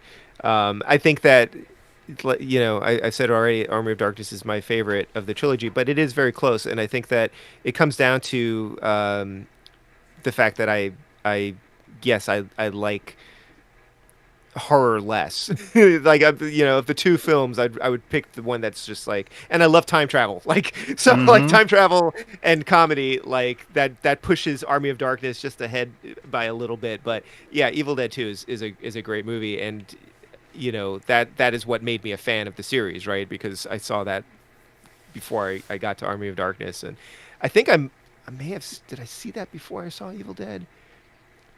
I'm trying to remember which order I saw them in, but that is the one that made me not just an Evil Dead fan, but a Bruce Campbell fan, which is also its own sort of thing. Like Yeah. that, anything that he is in, I will at least give it a chance if not like wholly embrace it, So that is the thing, like that. Bruce Campbell rose above just the movie, and that like Bruce Campbell is a brand, Yeah. in himself. And so, but yeah, Evil Dead 2 is great, and I shared this in our Discord. But one of my favorite possessions, I have a Laserdisc collection, and one of my favorite Laserdiscs is the Evil Dead 2 Laserdisc, because it is a blood red disc. Like typically they look like very large CDs, right? Just like pretty Yeah. plain, and it was pretty rare to encounter a laserdisc that was different. It was like on the NES, like, oh, you had the gold cartridge, for Zelda. There is a gold laserdisc that I have, which is the Japanese release of Legend, Huh. which has the original soundtrack before it was replaced by Tangerine Dreams. So there are a lot of reasons why I like that laserdisc. But yeah, the blood red disc is like one of my favorite Evil Dead pieces of merch. Nice. So, how about you, Mike? Or have you said everything you think you need to say about it?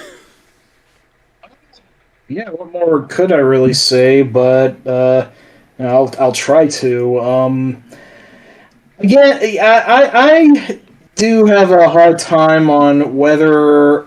I would say this is probably the best film of the trilogy. For as much as I like Army of Darkness, ED2 feels like the most realized film of the initial trilogy. It feels the surest of what exactly it is and what it wants to do. It is still front and center more of a horror film. Like, there are enough parallels you can draw from the first movie, and also, like, the first 10 minutes or so recreate the first film as well. But yeah, Eugene just said in the chat there, I think I agree ED2 is probably the best one, but I like Army of Darkness more. Yeah, that is hard for me to judge, but the problem therein to compare those two is that both of them are very different films from each other. They're both trying to do very different things, so I'm having trouble saying I necessarily like one over the other, because I like Evil Dead 2 as a horror film with goofy shit that happens in it. I like I like Army of Darkness as a dark adventure film with trappings of horror in it, but primarily it's like a adventure comedy almost, sort of. But I think Evil Dead 2, for me, probably gets the edge because this is going to sound like a cliched phrase, but it does less with more. It still primarily takes place in the cabin. For as much as I like Army of Darkness going as all out as it does, Evil Dead 2 still feels like it just does a lot, despite, essentially being filmed in a bottle, that it is pretty much almost mostly at the cabin, and occasionally in the woods, except for the last scene. It's I think more humble about itself. Like, it doesn't go completely winkingly over the top, but it does know just when to hit the relatively silver notes, when to hit the creepier ones. It feels most sure about it, the most sure about its tone, compared to Army of Darkness and even the first film. So ED2 just feels kind of like the most comprehensive, the most cohesive to me, and that's why I'd say it is likely my favorite. But again, it's way too close to judge between that and AOD, and two, they both do very different things. Can I just say I love them both? I'll just leave it at that. There you go. Now, like me, I watched them basically back to back and really watched them for the first time. Well, Army of Darkness anyway. But so it kind of was almost like a one big movie for me. Right. I do prefer Army of Darkness, if nothing else, just because I am more of an adventure fan than a horror fan. Mm-hmm. But Evil Dead 2 is like a couple of percentage, like half points below Army of Darkness. So it's a very close race. Right. They're both great. And I think that's really all we can say. Yeah, pretty much. So then, my name is Ash, and I am a slave. Near as I can figure, the year is 1300 AD, and I'm being dragged to my death.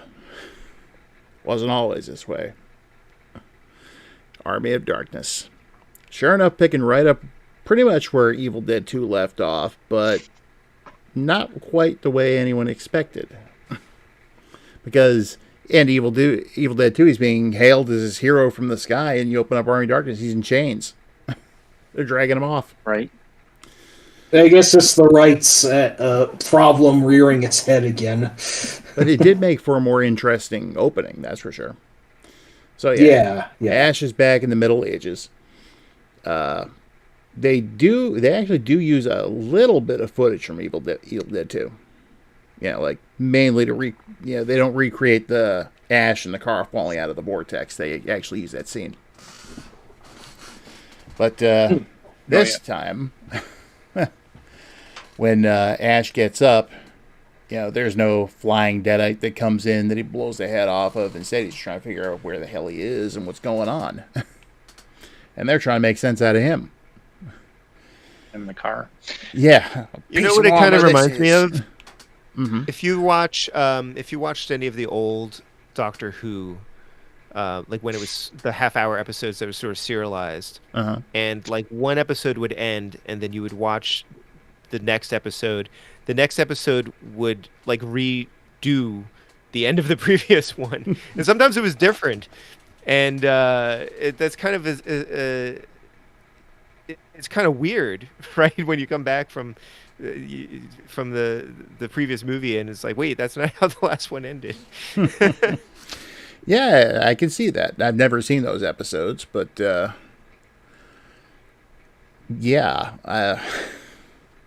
can see it.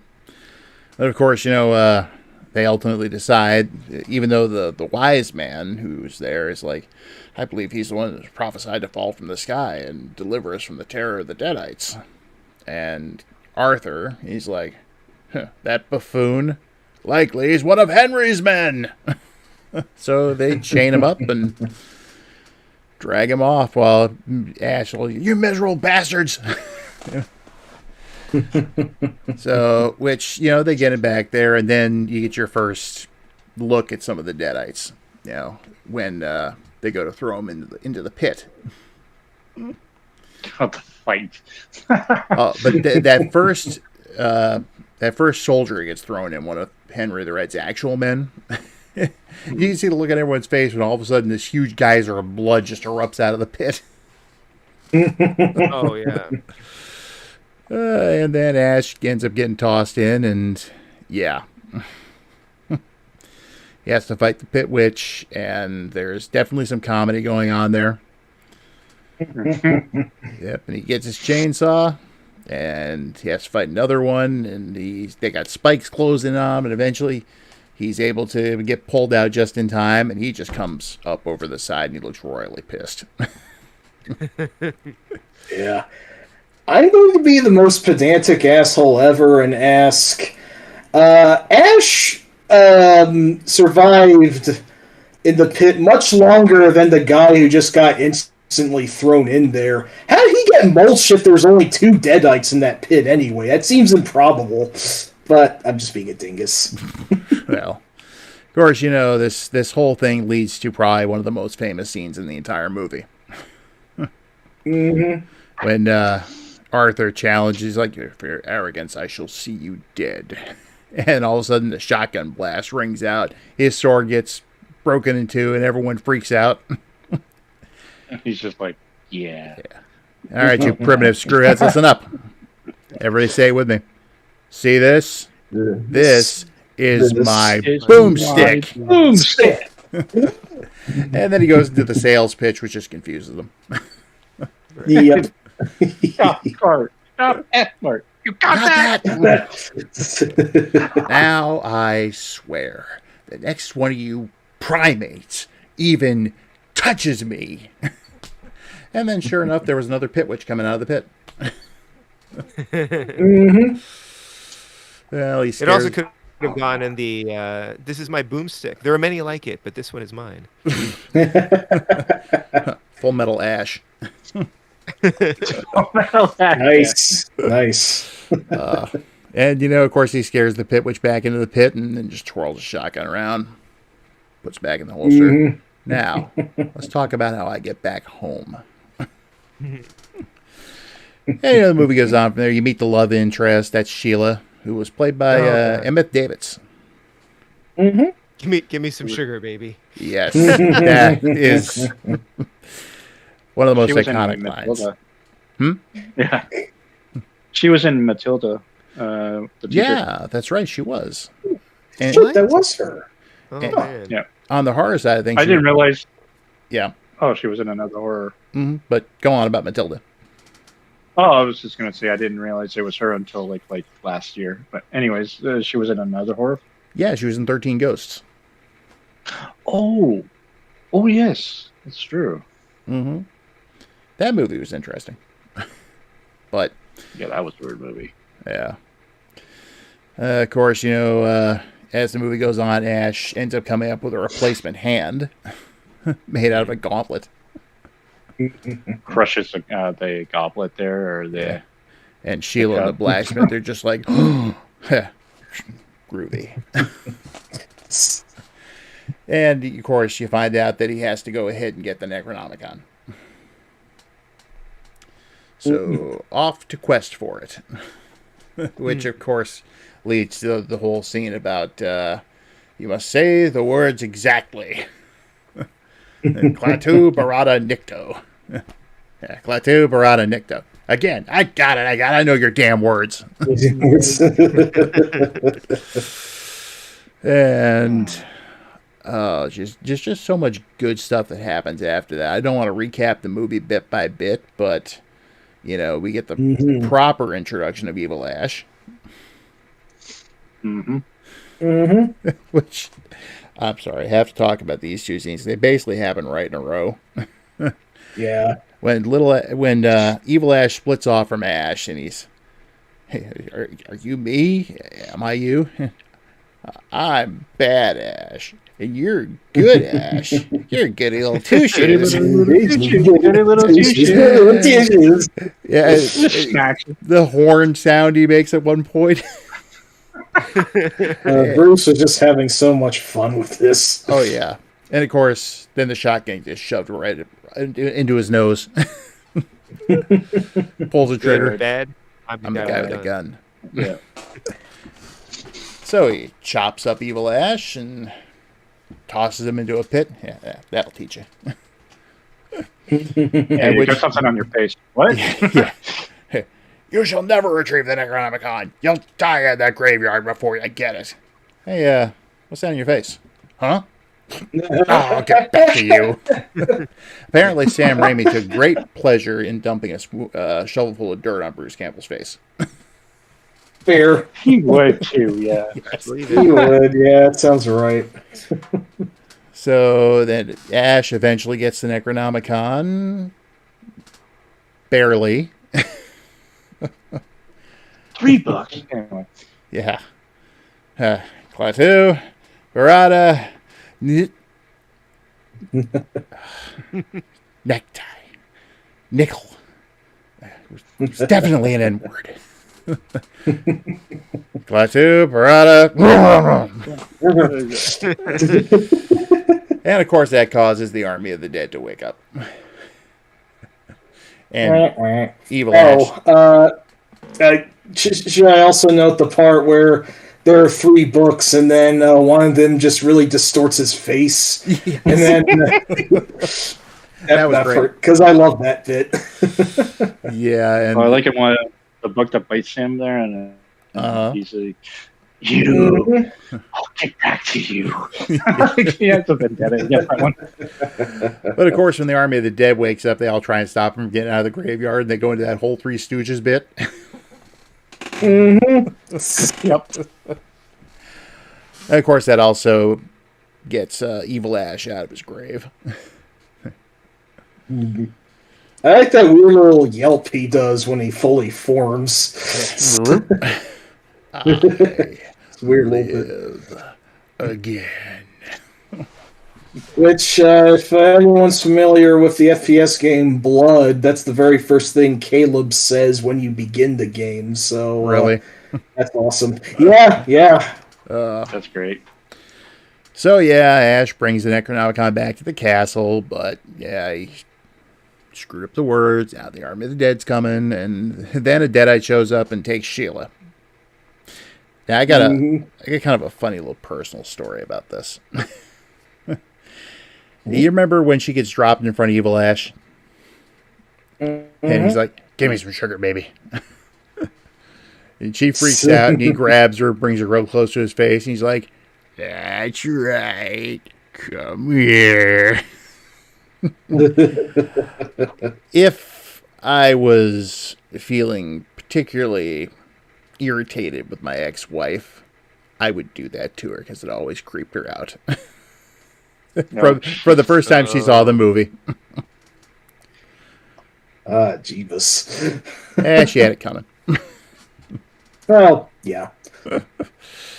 It's okay. I couldn't do the E.T. finger around her either because that also was just like, ah! It's like, what? Ouch. Oh, no. But anyway, so everyone's afraid.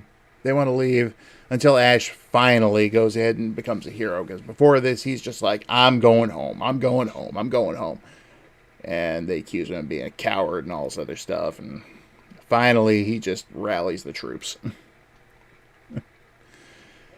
You can count on my steel. Said. I'll bend your boat. I'll bend my boat to your will, sir. And then, of course, you get the big battle scene at the end of the movie. Although one of my favorite lines comes in right before it starts. You know, Ash runs up onto the top of the parapet and he looks down. He's like, there's so many of them. Well, maybe my boys can stop them. Maybe they can stop them from getting that book. Yeah. Maybe I'm a Chinese jet pilot. Chinese jet pilot. Yes. It's a good one. Yeah. Well, that whole battle scene's hilarious. And reading some of the behind-the-scenes stuff, some of the, a couple of the extras who are playing in the Army of the Dead, something boning, yada, yada, yada. You need to do some serious boning? Oh, they were, apparently. Oh. Yes. Okay, then. They were definitely... And I'm pretty sure they got kicked off the set. Well, oops. Yep. And Bruce was getting a little fed up with some of Sam Raimi's directions. And he's like, no, Campbell, you're going to do it this way, or I swear to God, I'm going to put you into a chorus line with skeletons. Now, that I would like to see, I'm not going to lie. That would have been hilarious. Yeah. So, but now we're coming to the ending. And this is definitely going to inspire a little bit of debate, I think, because of how Ash manages to get back to where he came from. You know, the Army of the Dead's defeated, Sheila's returned, and Henry the Red showed up at the last minute to help save the day.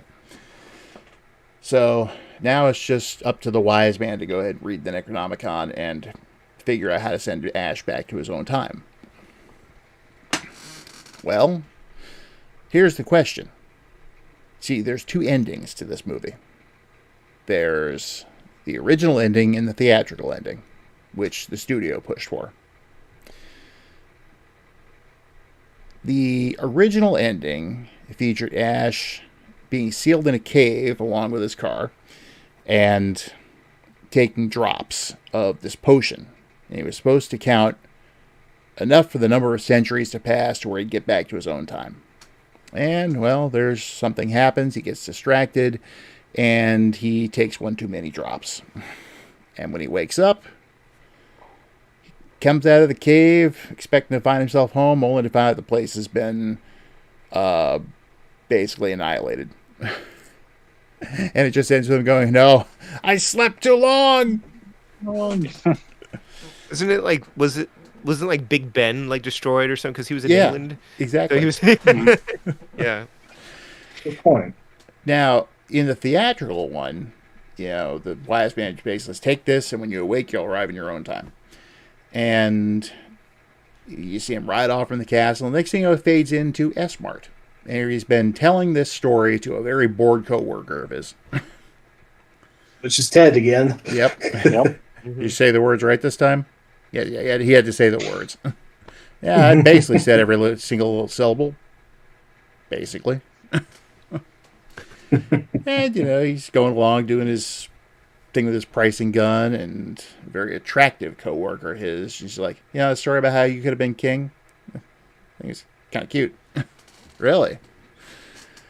And then the lights start flickering and the wind picks up, and next thing you know, one of the customers turns around and she's a deadite. And she starts wreaking havoc. She's about to kill the girl, and Ash gets thrown by her back into the sporting goods. So, of course, he comes up with a shotgun. Blows a cash register out of her hand she was about to use to squish the poor girl. Lady, I'm afraid I'm going to have to ask you to leave the store. Who the hell are you? Name's Ash. Housewares. And there's this fight scene between the two of them, which is just great. And at the end, when she's been defeated, he does this whole little monologue, and he's like, I could have stayed and been king, but in my own way, I am king. He takes the girl and dips her. Hail to the king, baby. Kisses her, cut to the credits. So the question is, which one is the better ending? Gentlemen, feel free to debate. I really like the original ending. Well, I mean, they're both good. Like, I like both endings. Obviously, one is more of a good ending. Mm-hmm. I really like that Ash is just totally screwed in the original ending, and it's his fault. I mean, he was distracted, but like that just seems more appropriate to the character, that he just is once more just totally hosed. But the other ending, the S-Mart ending, is a lot of fun too. Oh yeah. Who wants to go next? See, I like the idea of the original ending too, just because, let's say they did continue it somehow, I would have loved to see what he would do next in that scenario. If there's any survivors, or is he that screwed, or is there a way for him to go backwards in time this time? Things like that, or you have to stay there and just deal with whatever chaos is there. I would have liked to see the what if on that, but I do like the other ending too, because it's just a lot of fun, and his one-liners are just they're spot on. It gave us some way to Ash versus Evil Dead, even though they didn't. What's the word I'm looking for? Talk about it until later on in the series. Yeah. I like both scenarios. I don't know which one is the better one. I like Eugene saying that it's definitely on brand on what happened to him in the original ending. Just it's Ash for you. I'm getting screwed again, Noah. But he kind of screwed things up a little bit, anyways, with the S-Mart ending, because did I still come around? And he didn't say the words totally correct. But I don't know. I don't know which one is the better ending. I like both. I think the other ending would have been a lot more fun to see where it went. That'll be my thought process on that. Okay. All right, Mike. Let's hear it. I am a basic bitch, and I am more of a proponent for the S-Mart ending myself. Eugene makes a good point.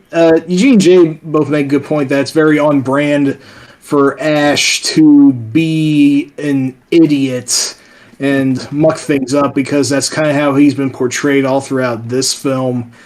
But in a way, I think the S-Mart ending is also kind of on brand with, like, what they're doing, like what they did with Ash in Army of Darkness, which was to make him an almost like over-the-top parody of like macho 80s action heroes, like all the Schwarzeneggers and the Norses and what have you.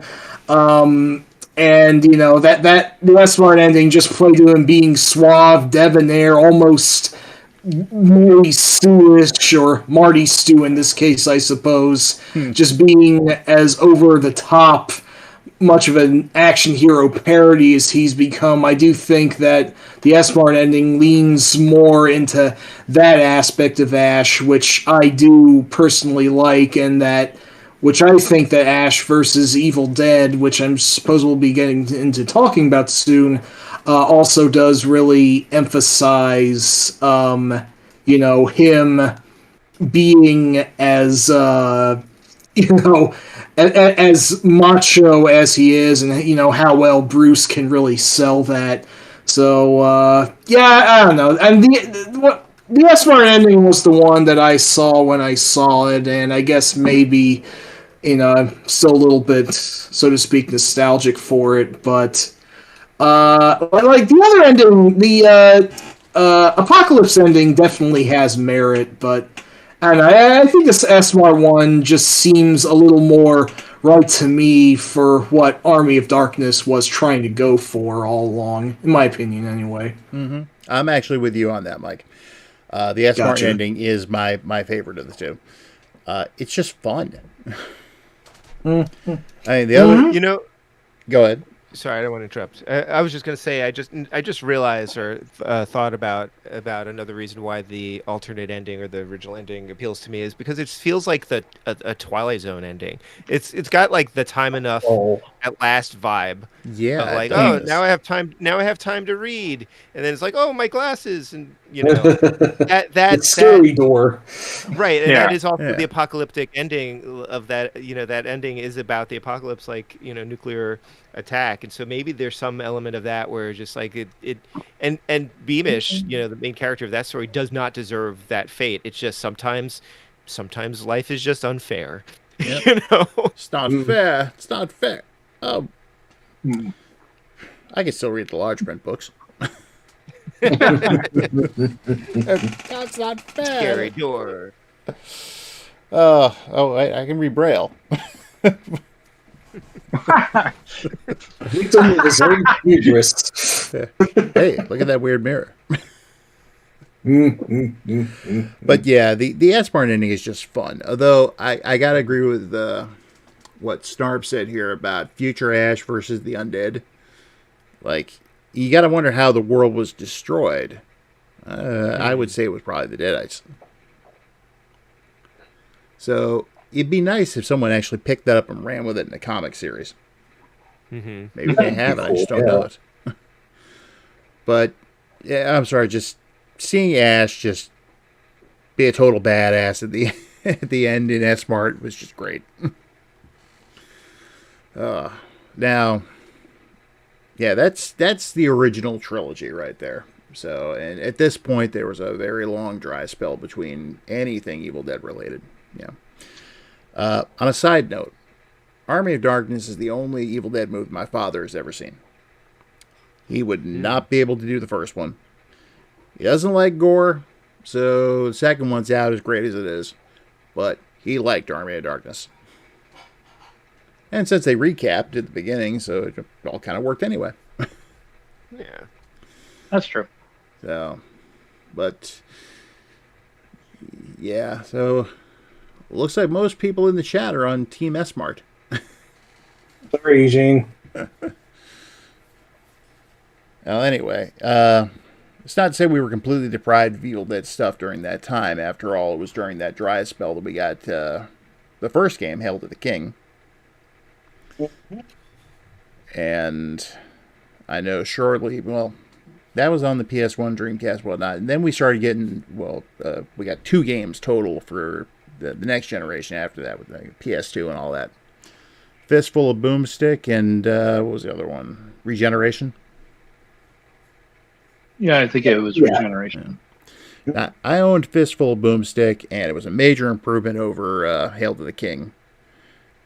And that's for sure. Yeah. But I never really got to play Regeneration.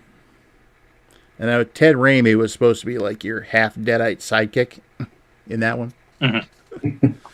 It's pretty good. I enjoyed it. I still like Fistful and Boomstick more. It had all those one-liners that you really enjoyed from the movies.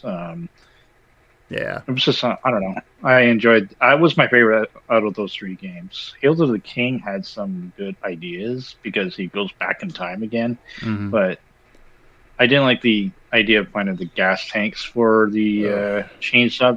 That was annoying. Yeah, that was bad. Here we go again. Like they tried to do a whole Resident Evil style, the tank controls and all that. No, yeah, I'm right. Kind of annoyed with that game. The best thing to come out of that game was the TV commercial. Yes. Yeah, that's true. And if no one's seen it, it is on YouTube. Can one of you guys look that up, post it in the chat? Yeah, I'll go. I'll do that. All right. So it's worth watching. I'm not even going to go through it because it is one of the best video game commercials I've ever seen. And do you remember the plot of the game though? Like he brings his girlfriend to the cabin again in that game. Yes, in order to deal with the stuff that he's been dealing with. Yeah, like, certainly a way to deal in a way. You dumbass.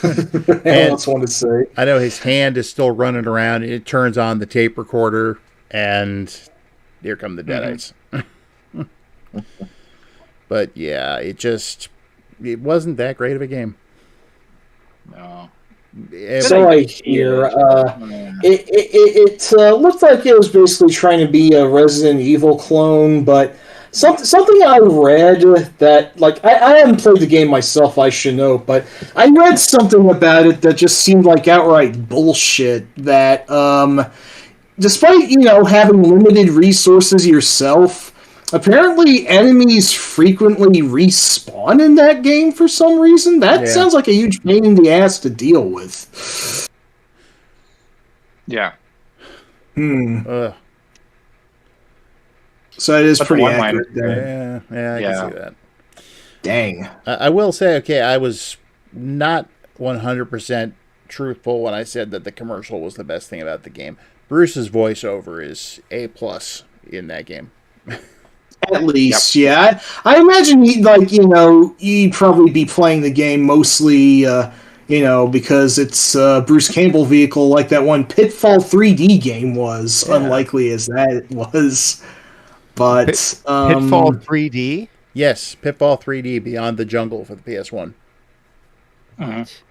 Okay. Yep. He voiced Pitfall Harry Jr. in that one, right? Yep, the same one from the Mayan Adventure. Mm-hmm. Wow.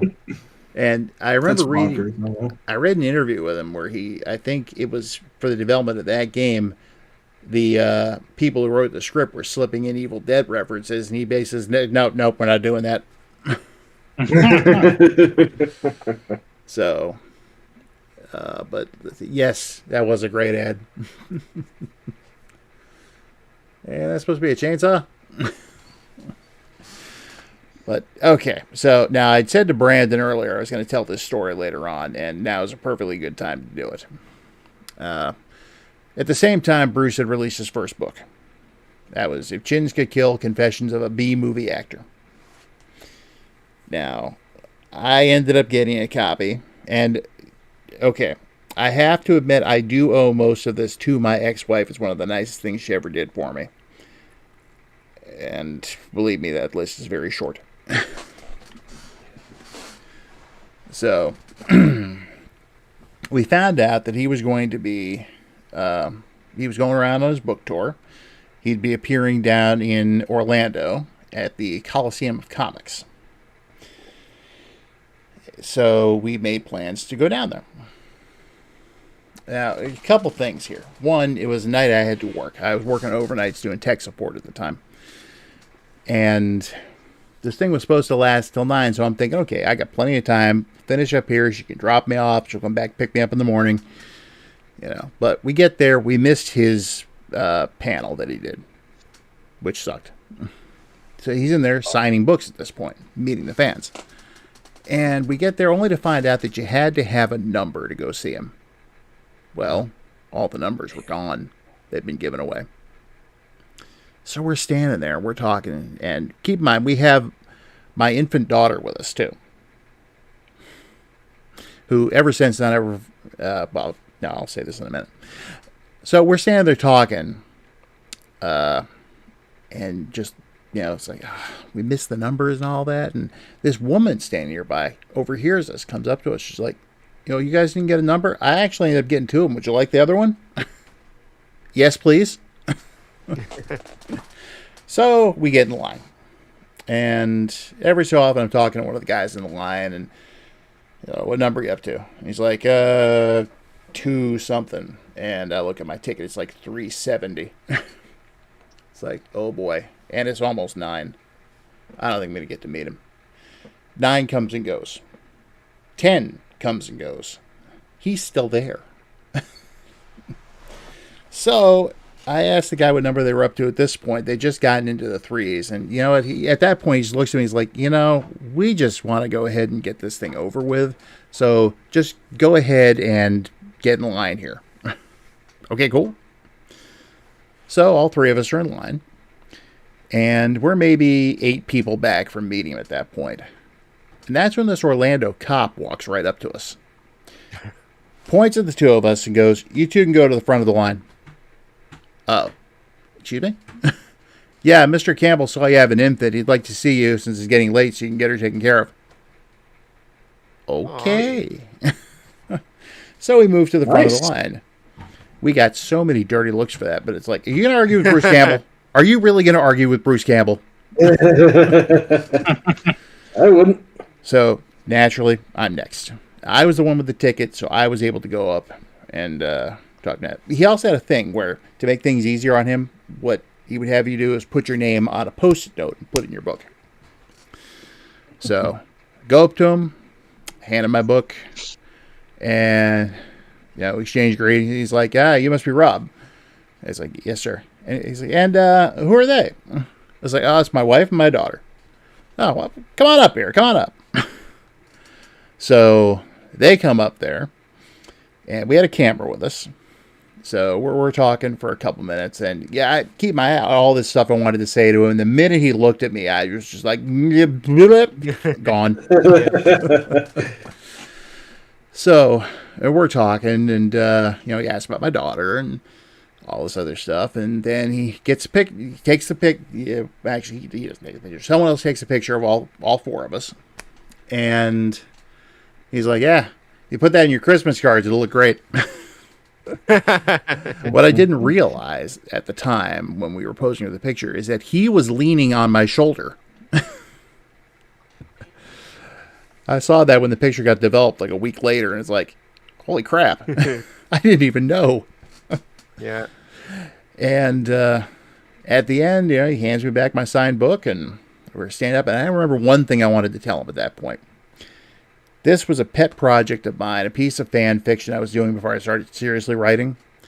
I wanted to see an Indiana Jones Evil Dead crossover. And I actually had the prologue and a couple of scenes for it that were written out. So I told him about that.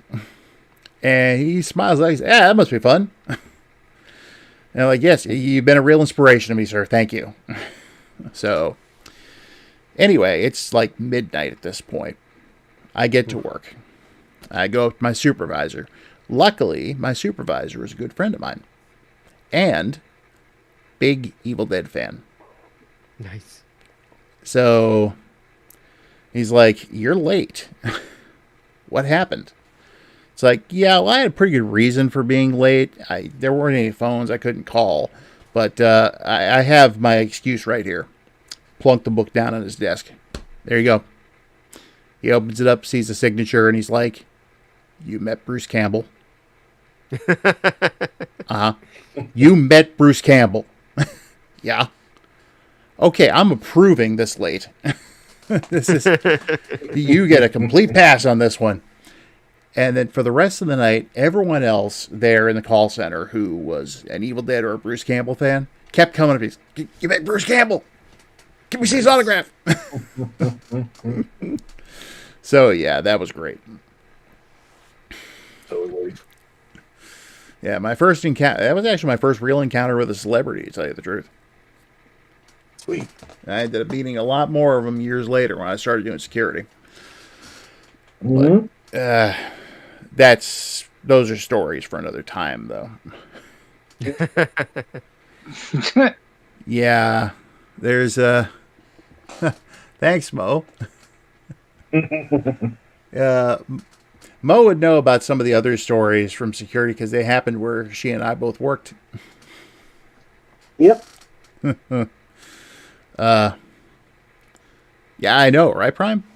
But I will say this, knowing that Eugene and Mike are also Star Trek fans, and Jay, I think you're pretty cool with the series. How do you yourself. like? Yeah. Oh, yes, I am. TNG is my all-time favorite series of the Star Trek. Perfect. I'll just toss this one out then. While I was working security at that place, I got to exchange greetings with Whoopi Goldberg. Cool. Nice. It's like, Nice. I exchanged greetings with Guinan.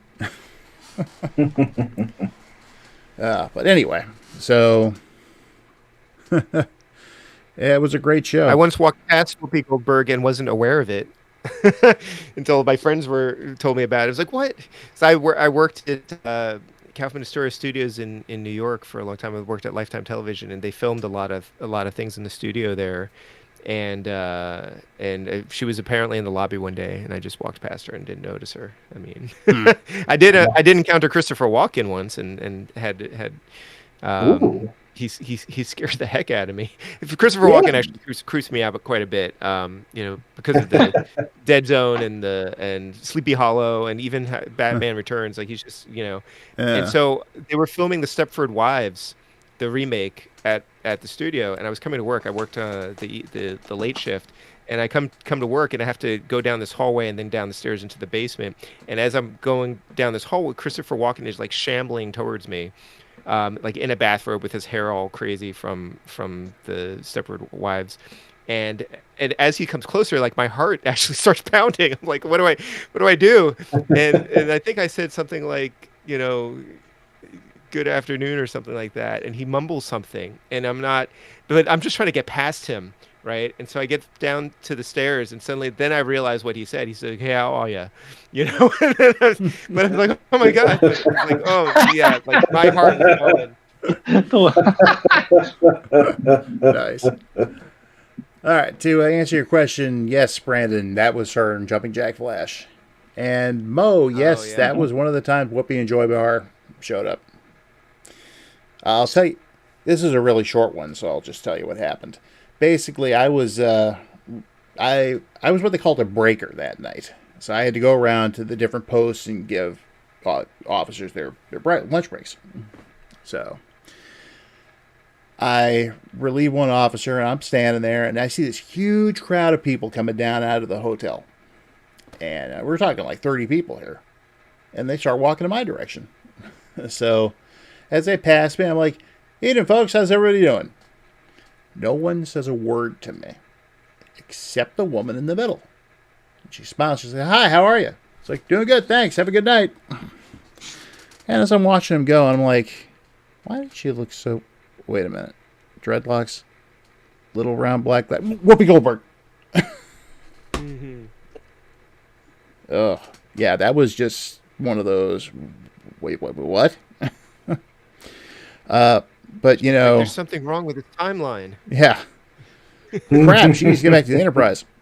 Oh, then again, she's very long lived. She's a Lorian. No, but I will say one other thing. Speaking of not recognizing somebody or just not being prepared to see them, I was coming out of the hotel with a lost and found one day, and stops about the 8th floor, and this older guy gets on. Yeah, I greet him, you know, and I'm just making small talk with him as we go down. And I let him out first. That's what we were supposed to do. And there's a whole bunch of people in the elevator lobby at that point.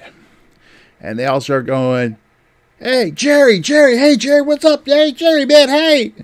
And I'm like, wow, this guy knows a lot of people. It's Jerry Springer. He was Wow. there. He was there hosting a, I think it was the Price is Right that they were doing in the casino at the time. Oh. And you wonder Yeah. if the celebrity is either thinking like this guy doesn't recognize me, or they're just thinking, wow, this guy's being really cool about hanging out with me. Yeah. You know? Well, there were so many people that I ran into there that I just did not expect to see. Therefore, I didn't recognize them at first. Yeah. I mean, just to give you an idea, too, I was going on break one day, and I saw this older man and younger woman talking to another guard. And as I passed, they start following me, going to the back of the house where, you know, people aren't supposed to go if you don't work there or are part of a show. So, and they catch up to me, and guy's like a little bit in front of me on my left, and the woman is on my right. And she starts asking me, where can we find this and this and this? And just him?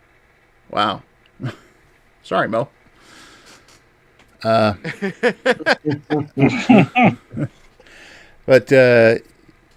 so I'm like, okay, I have to ask because I don't want anyone to cause you any problem. You're with the show, right? And she's like, oh yeah. And she pulls out her lanyard, and I turn towards the guy. I'm expecting him to go ahead and pull out a lanyard too, but he turns around, kind of stops for a second, turns around, extends his right hand, goes, "Hi, I'm Kenny Rogers." Wow. And I literally did a double take at that point. Like, did you say you were Kenny Rogers? So I immediately escorted them to where they needed to go. Kenny Rogers actually complimented me on doing a fine job. So it's like, okay, night maid. I think he was actually kind of impressed. I mentioned how much I had enjoyed The Gambler.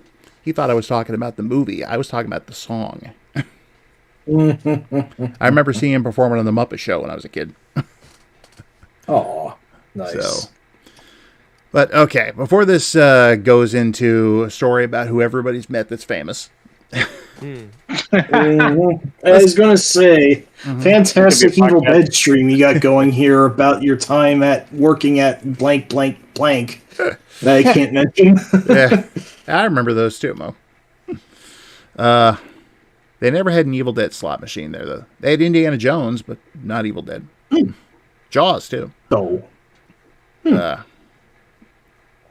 but so moving right along. I thought we were going to just tell the How I Met Bruce Campbell stories. Now that's acceptable. Has anyone else here met Bruce Campbell?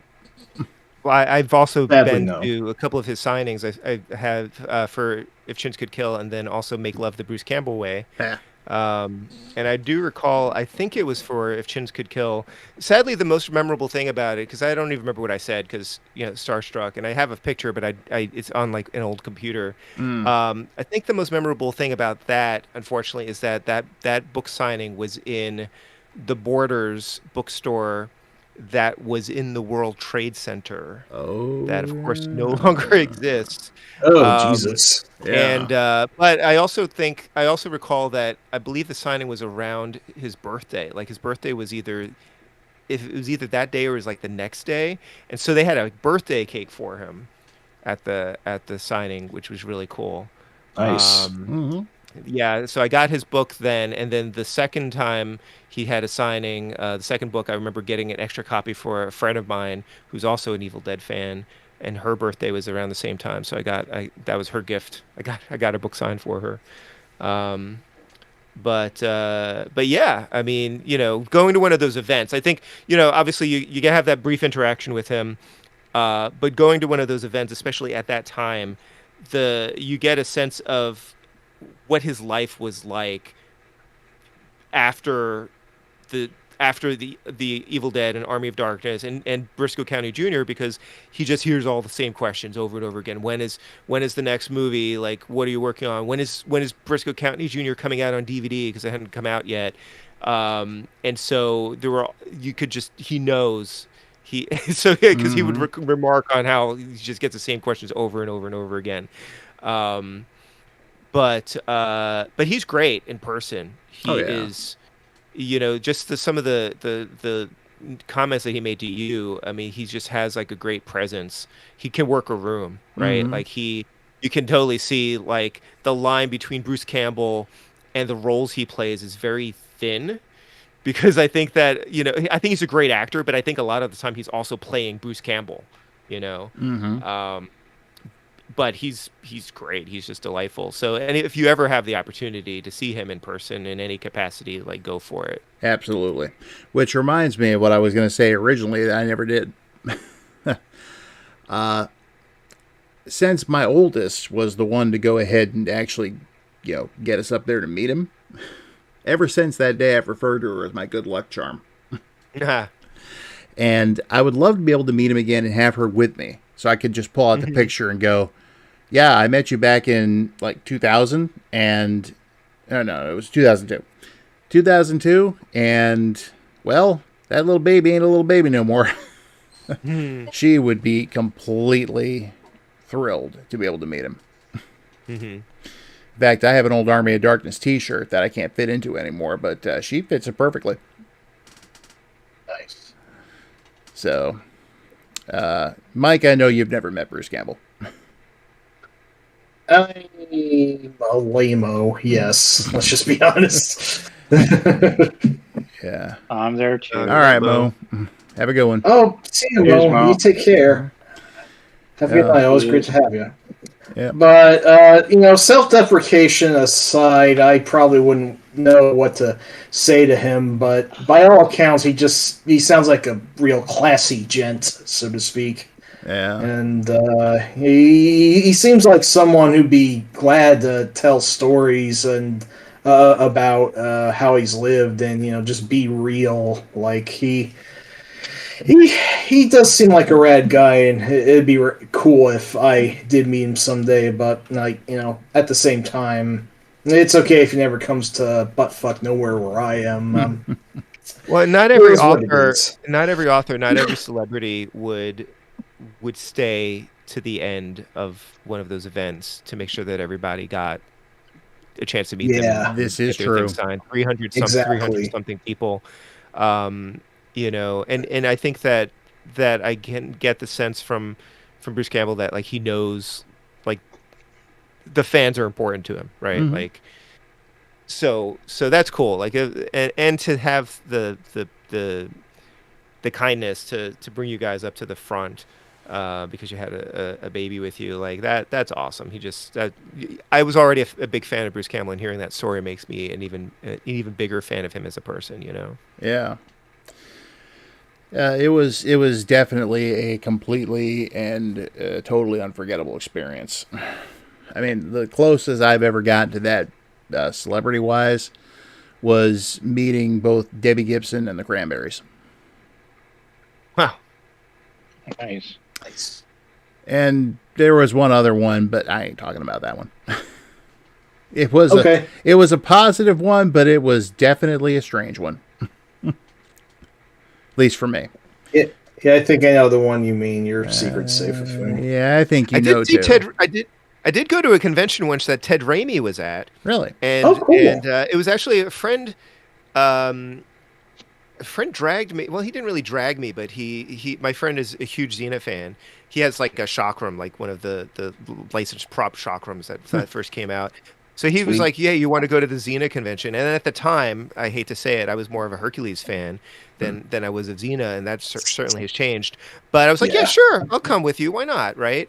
So we went, and Ted Raimi's at this event, and of course he was on the shows playing Joxer, the Brave, Joxer the Mighty, and at one point he's up on the stage and he's like, "Oh, somebody asked him like, will you sing the song, right? Because he has this ballad, his theme song."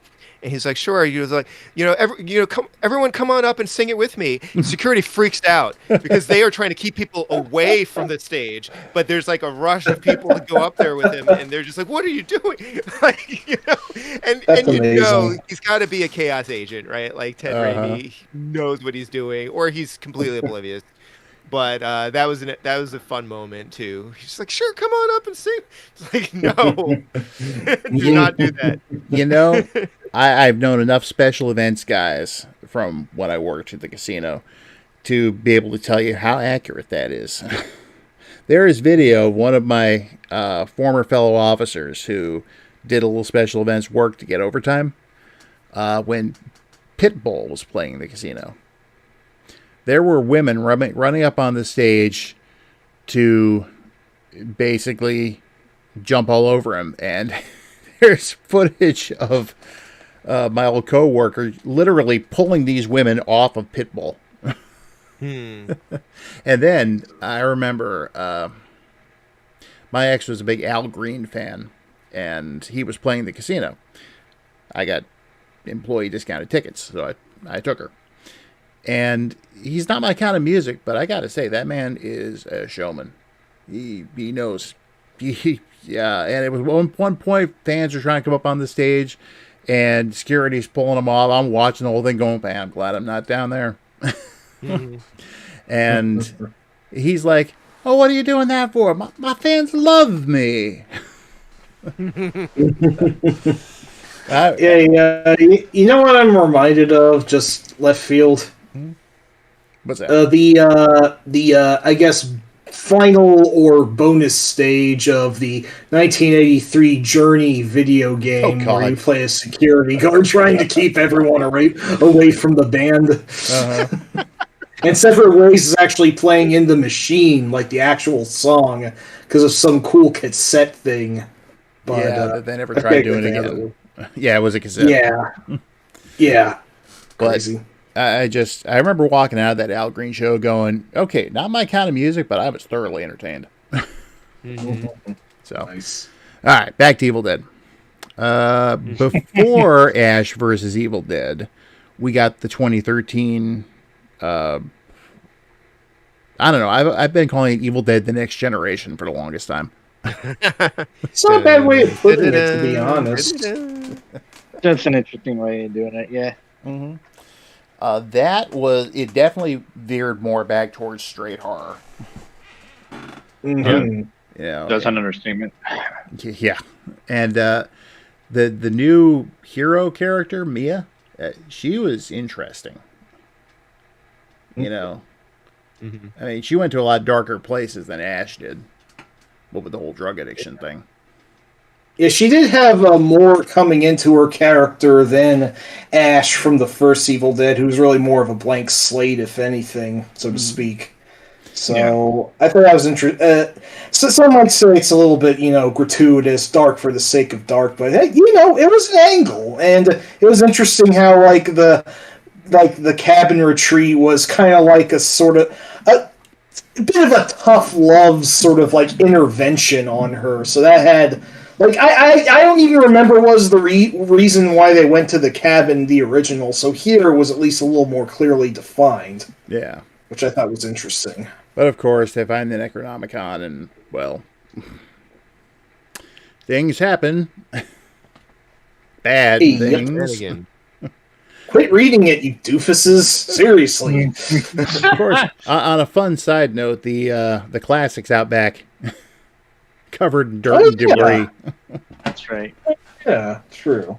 So, now it's been quite some time since I've watched this one. So I don't remember a whole heck of a lot of what happens, but it seems like she's gonna not survive the movie at first. Yeah. And then all of a sudden everything gets switched around. What I remember most about this is like the last 15, 20 minutes or so when it just descends into full-blown classic Evil Dead insanity. Yeah. Like she loses her arm, starts raining blood, and all this crazy shit just happens, which makes you think, boy, I should be right at home here. How much does the Evil Dead Necronomicon tie into the Lovecraft one? I don't know, but I don't think it does. What do you guys think? I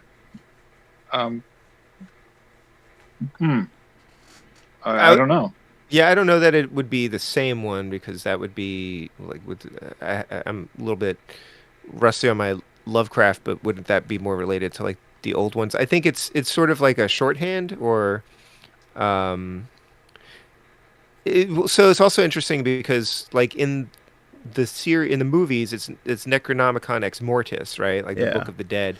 And then you get into Ash versus Evil Dead, and they have like a different name for it. Well, in the original Evil Dead, they also had a different name for it. It's like the Natro Demonto or something like that. Yeah, that's right. Yeah, that's right. true. Mm-hmm. Yeah, I think there are lots of evil books, and it makes sense to call them a Necronomicon. And I don't see any real like overt Lovecraft references.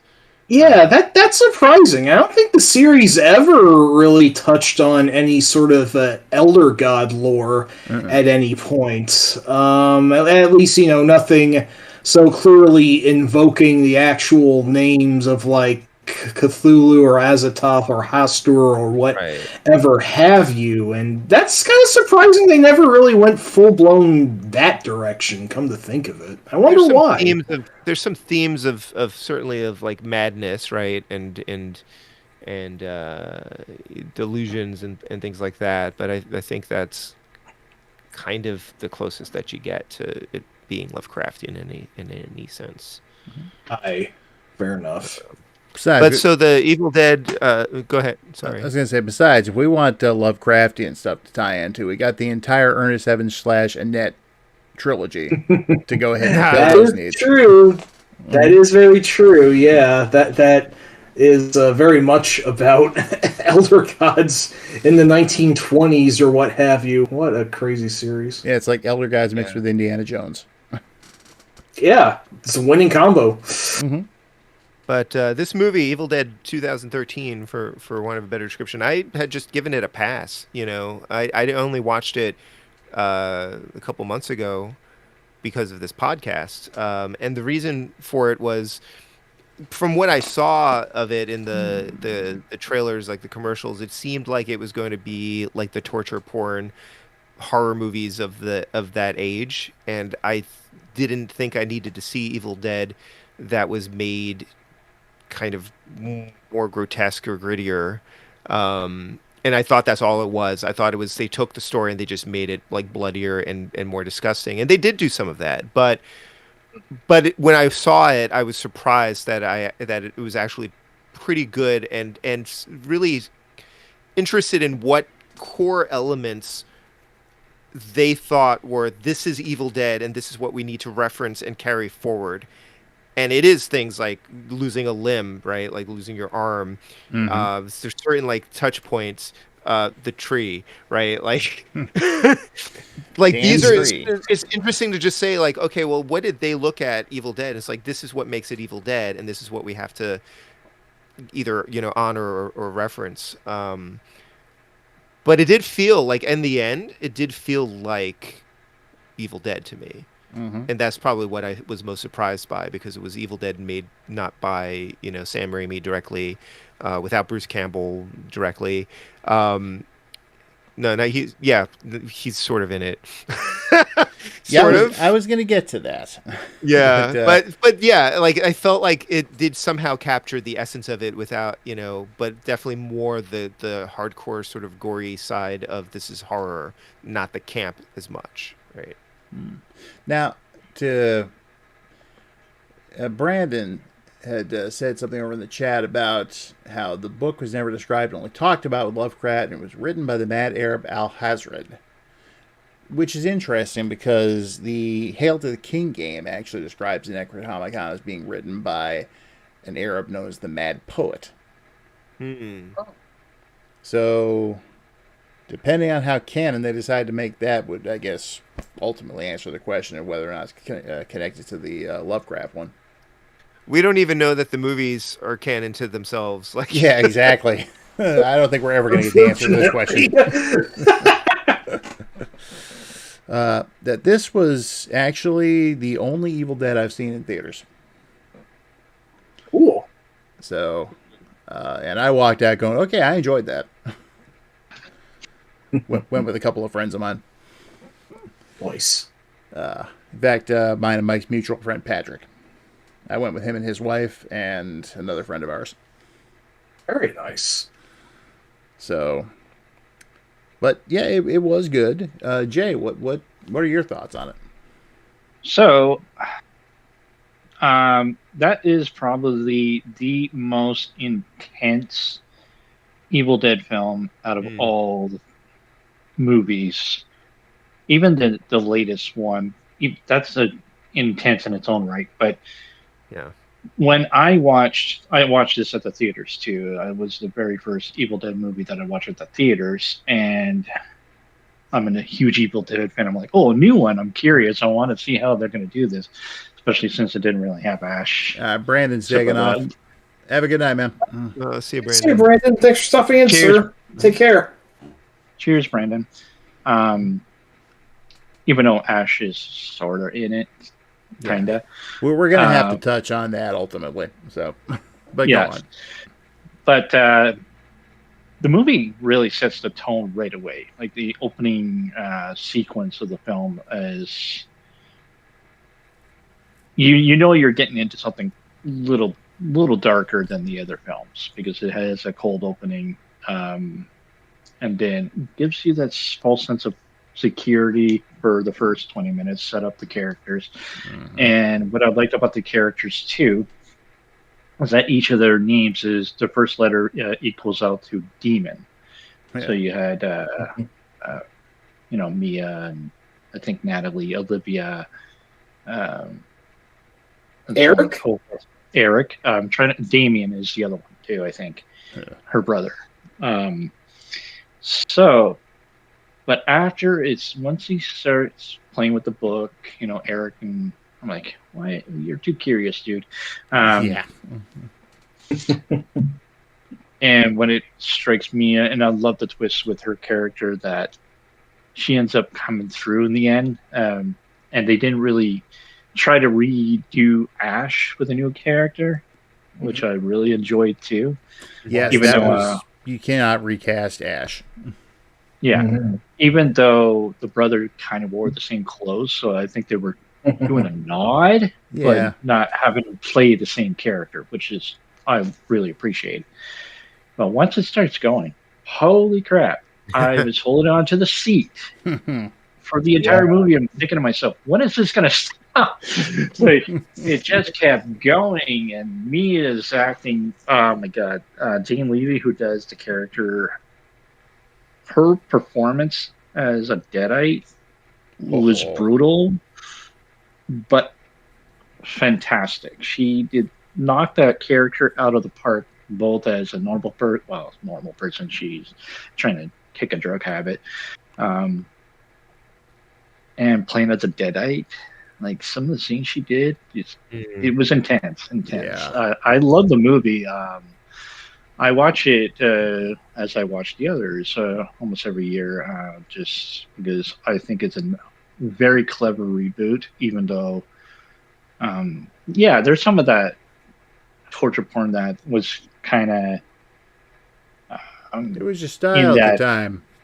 Yeah, but they didn't go that far with that in this film, which is what I appreciate too, even though it was probably the most goriest out of the bunch. It felt to me like it kind of felt to me like it was just as gory as the original Evil Dead, but the effects were better.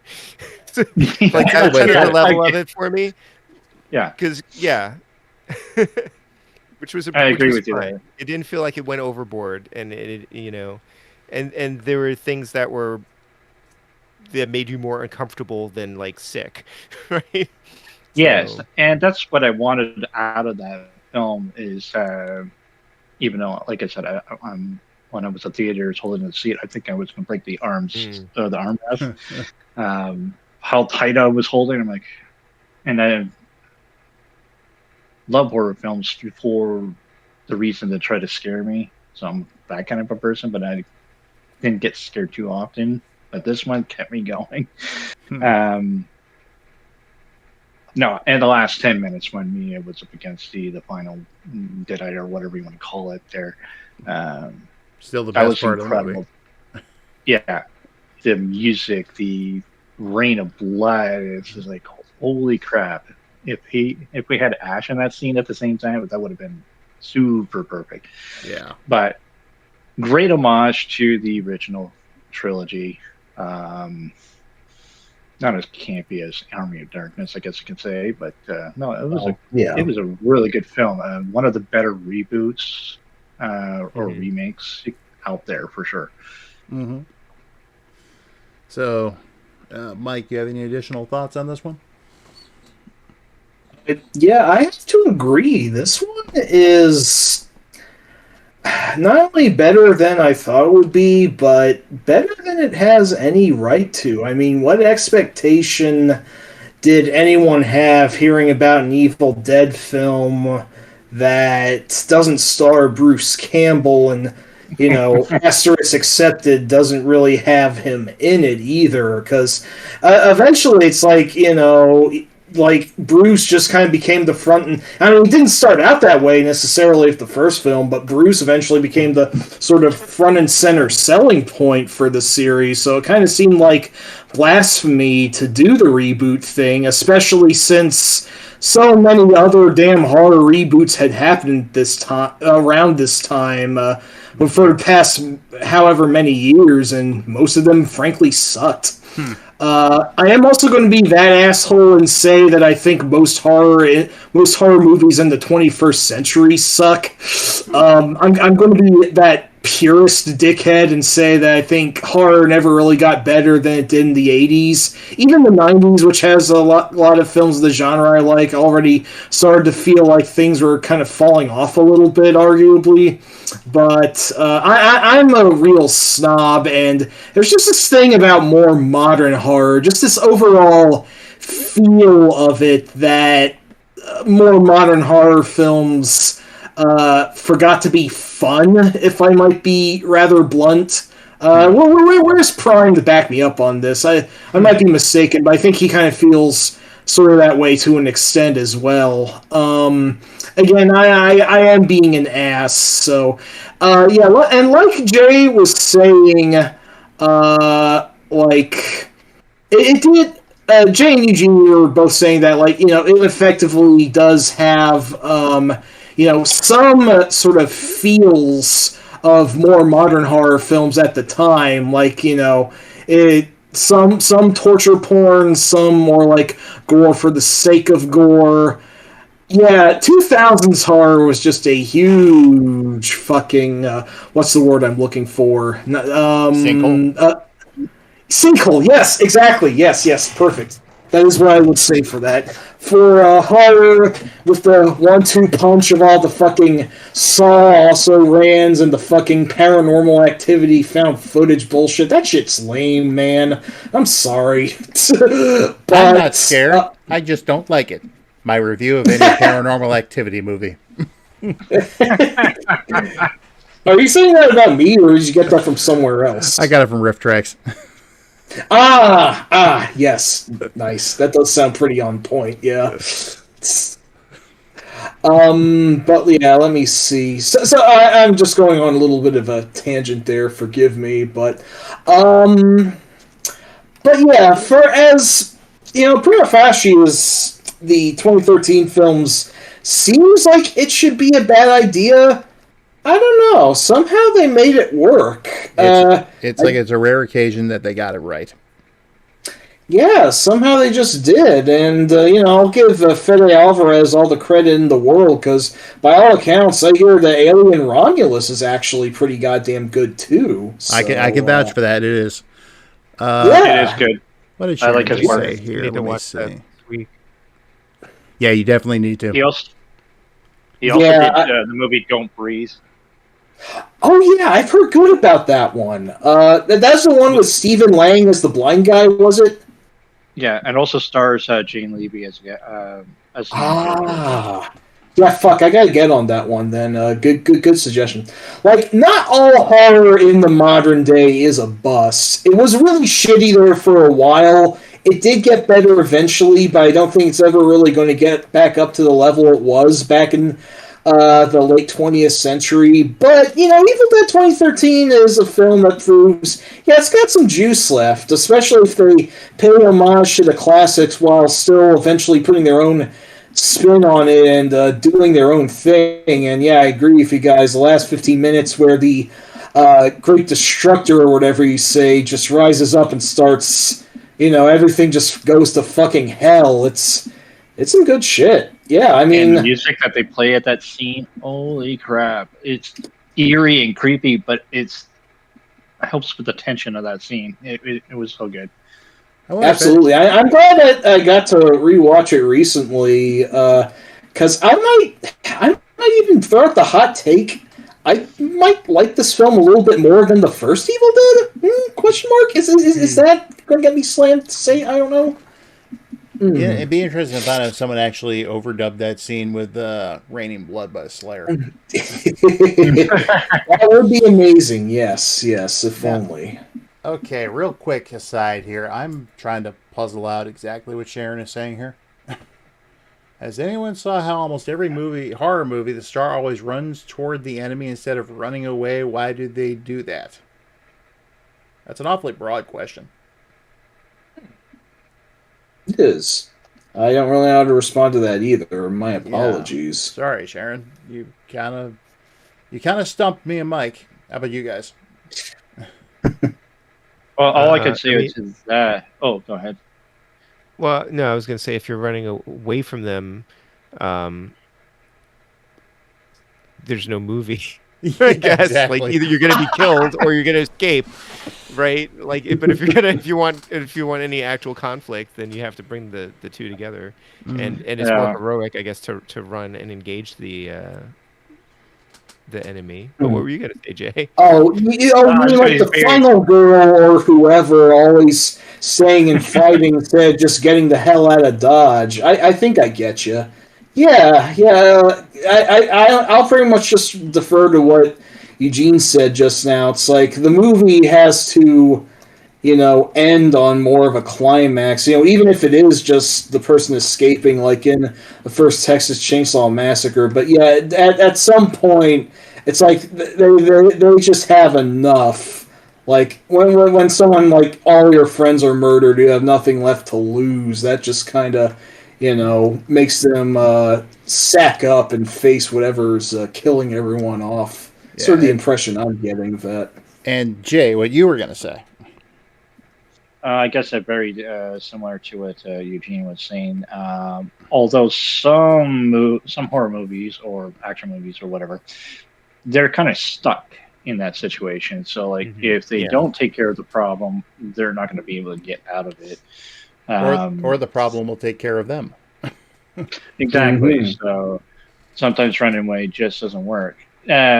Use of almost every slasher movie of the early 80s, like the Friday the 13th and your Halloweens, they do run away. They do try, but the enemy does end up catching up to them. So, are they going to keep running? Are we going to just have a running movie? Or are we going to have somebody say, you know what, they're still chasing me. I'm going to have to do something. So, Let them fight. Exactly. So to speak, yeah. Mm-hmm. That's I've seen a lot of these films, horror films, and that's what I usually take away from that. Or we just want to have a movie like what Eugene and Mike kind of concurred, right? So, yeah. So, anyway, as far as the 2013 film, anyone else have anything else they want to add about it? Eugene? No. Okay, then I'm going to go ahead and conclude it here. There is a post-credit scene. It's a very short scene. All it is Ash. He looks at the camera and goes, groovy. Which led people to speculate they were going to do something with Ash next. And they did. Except what no one expected is that it was going to be a TV series. And on the Stars Network, of all places, why that? That bugged me back when it first started. And it still baffles me. But yes, Ash versus Evil Dead. Yep. I mean, I don't want to get into all the anger-inducing stream war hellscape that we are now stranded in this cyberpunk dystopia, but I guess I was kind of predicting of that. At least I know some sites where I can view it, wink wink, but too bad about, its exclusivity, and I have no idea if it was ever released on any media outside of streaming. Oh yeah, it's on. Oh, thank God. Yeah. So I started watching this like a year and a half ago, maybe something like that. But and actually, it was like what I was watching when I would exercise, and then it disappeared. And so I stopped. I couldn't watch it anymore. Bogus. It took it off the stream because it was on I think it was on Netflix or something. It was on. Yeah, it something. was for a while. And then they pulled it off.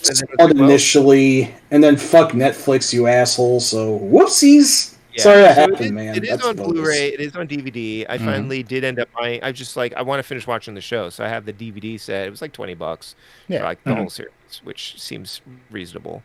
And so I'm still working my way through that, and my interest was rekindled for this podcast. So I've caught up a little bit, but I'm still behind. I actually had watched the first 2 seasons.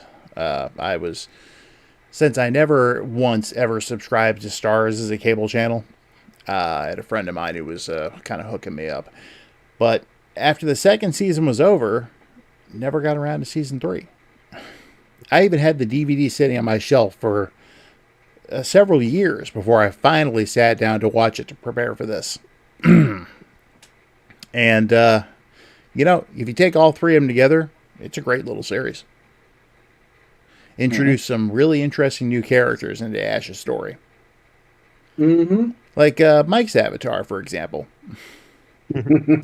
Pablo or powerful vagina. Yep. As you mentioned. And, Pablo isn't the ultimate. Got Lucy Lawless on the show, and yes, yeah, and so I'm in season 2, in the middle of season 2 now, and I didn't expect to see Ellen again. There's characters from the the movies, that are referenced and also make appearances.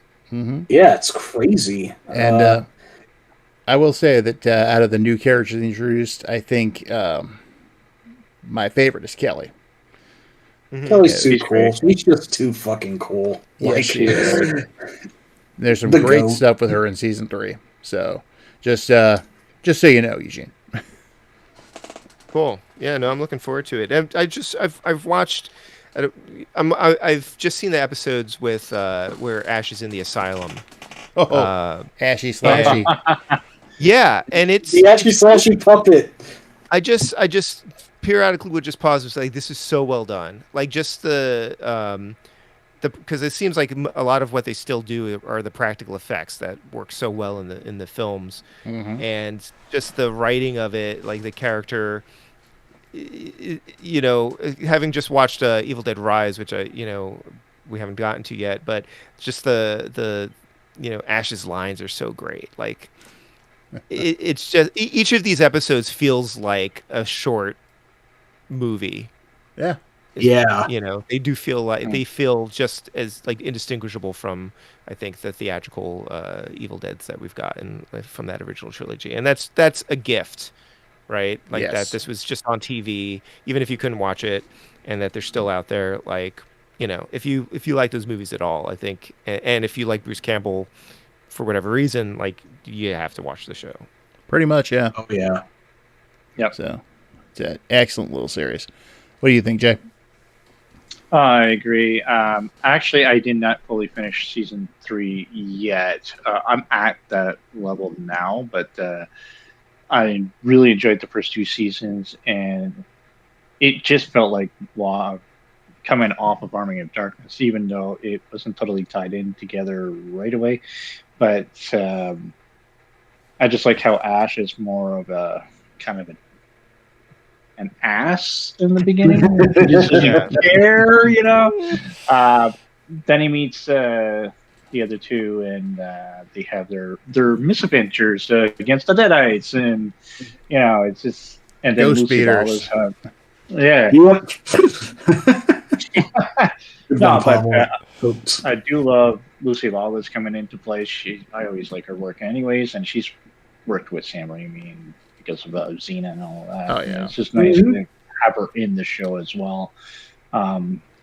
I know how it ends because I was spoiled, but I still watch the show. Season 3. I have it on DVD as well.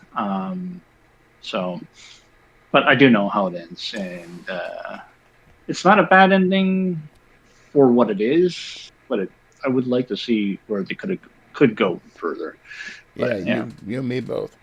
Mike, did you say you'd watch the entire series? As a matter of fact, I have now twice over. I forget when I initially saw it. Not like a few years after it initially debuted, when it was running on Netflix. I made it a point to catch it all, and I goddamn loved it then. It felt like a fucking treat for someone who's been as much of a fan of the original trilogy, and even to a lesser extent the 2013 film as I was. It was just... It followed up. It could basically be its own Evil Dead 4, practically, but that would be, underselling the format a bit, and I can see why they had these more elaborate stories, since Ash now has... He's not just macking through, he has actual permanent allies to roll with. Pablo is ostensibly such a coward, but he's like the ultimate sidekick. He always believes in El Jefe, no matter how much of a instantly racist idiot he is. Yep. And Kelly's just so perpetually pissed off at all the Deadites. They kill her family. She never stops being angry about it, and she's practically having fun, just always venting with the machine gun bullets into everyone. Everyone's just having so much fun, but then the stakes really raise, and all sorts of really crazy shit happens. Like that one corpse in the morgue with the one, the intestines that Ash went up the blank, blank, blank. It's incredibly gross, and my god, they actually went there. It goes to even crazier and more disgusting places than even the original series did, but, it is just very much in tone for the splatstick that the series is infamously known for, and I'm glad that it's unfortunate that this roundtable we were doing now was delayed as much as it was, but an upside was that I did have enough time. I kept getting more time to eventually rewatch the entire series, and I'd say I had just as much fun with it now as I did back then. Yeah, I can't think of too terribly many criticisms, except maybe some characters that are introduced that could be potentially interesting do get killed off pretty quickly, but I do accept early on that that's just sort of the nature of the show itself. A lot of fucking people die, holy shit. And two, there is the ending, the overall ending of the series, which is interesting, but I'm wondering how much they really intended to follow up on that, or if, they knew that, we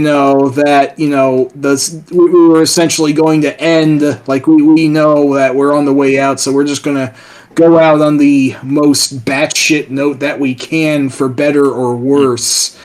I do feel a little bit mixed on it and where it went, but whatever faults I have in the series, there's a lot more good than ungood in there. It's a goddamn fucking carnival treat. Yeah. Great series. If you have not watched it or have not finished watching it yet, definitely do. Totes. I'm kind of upset at myself that I slept on Season of the Raver as long as I did.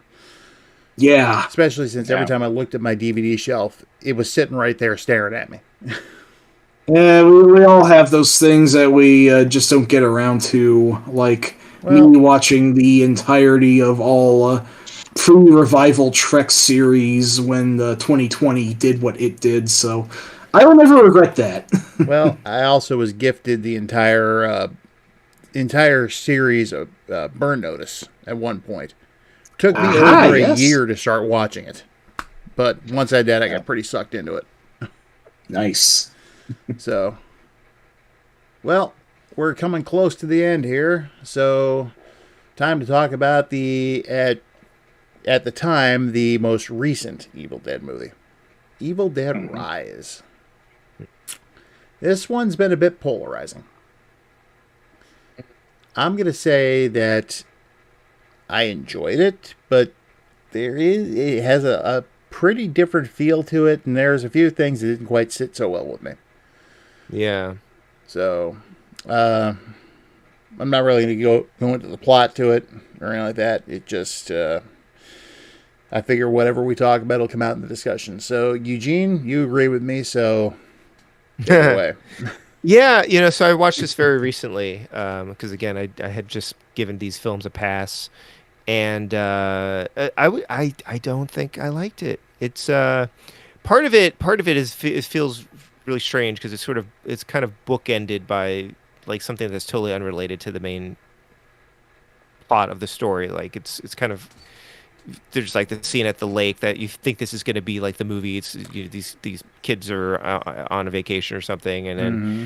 that's just that doesn't really go anywhere. That actually is something that happens after the main events of the story. Then there's kind of like a flashback, and then there's like a tie-in to like how this I guess the Deaditism spread or whatever.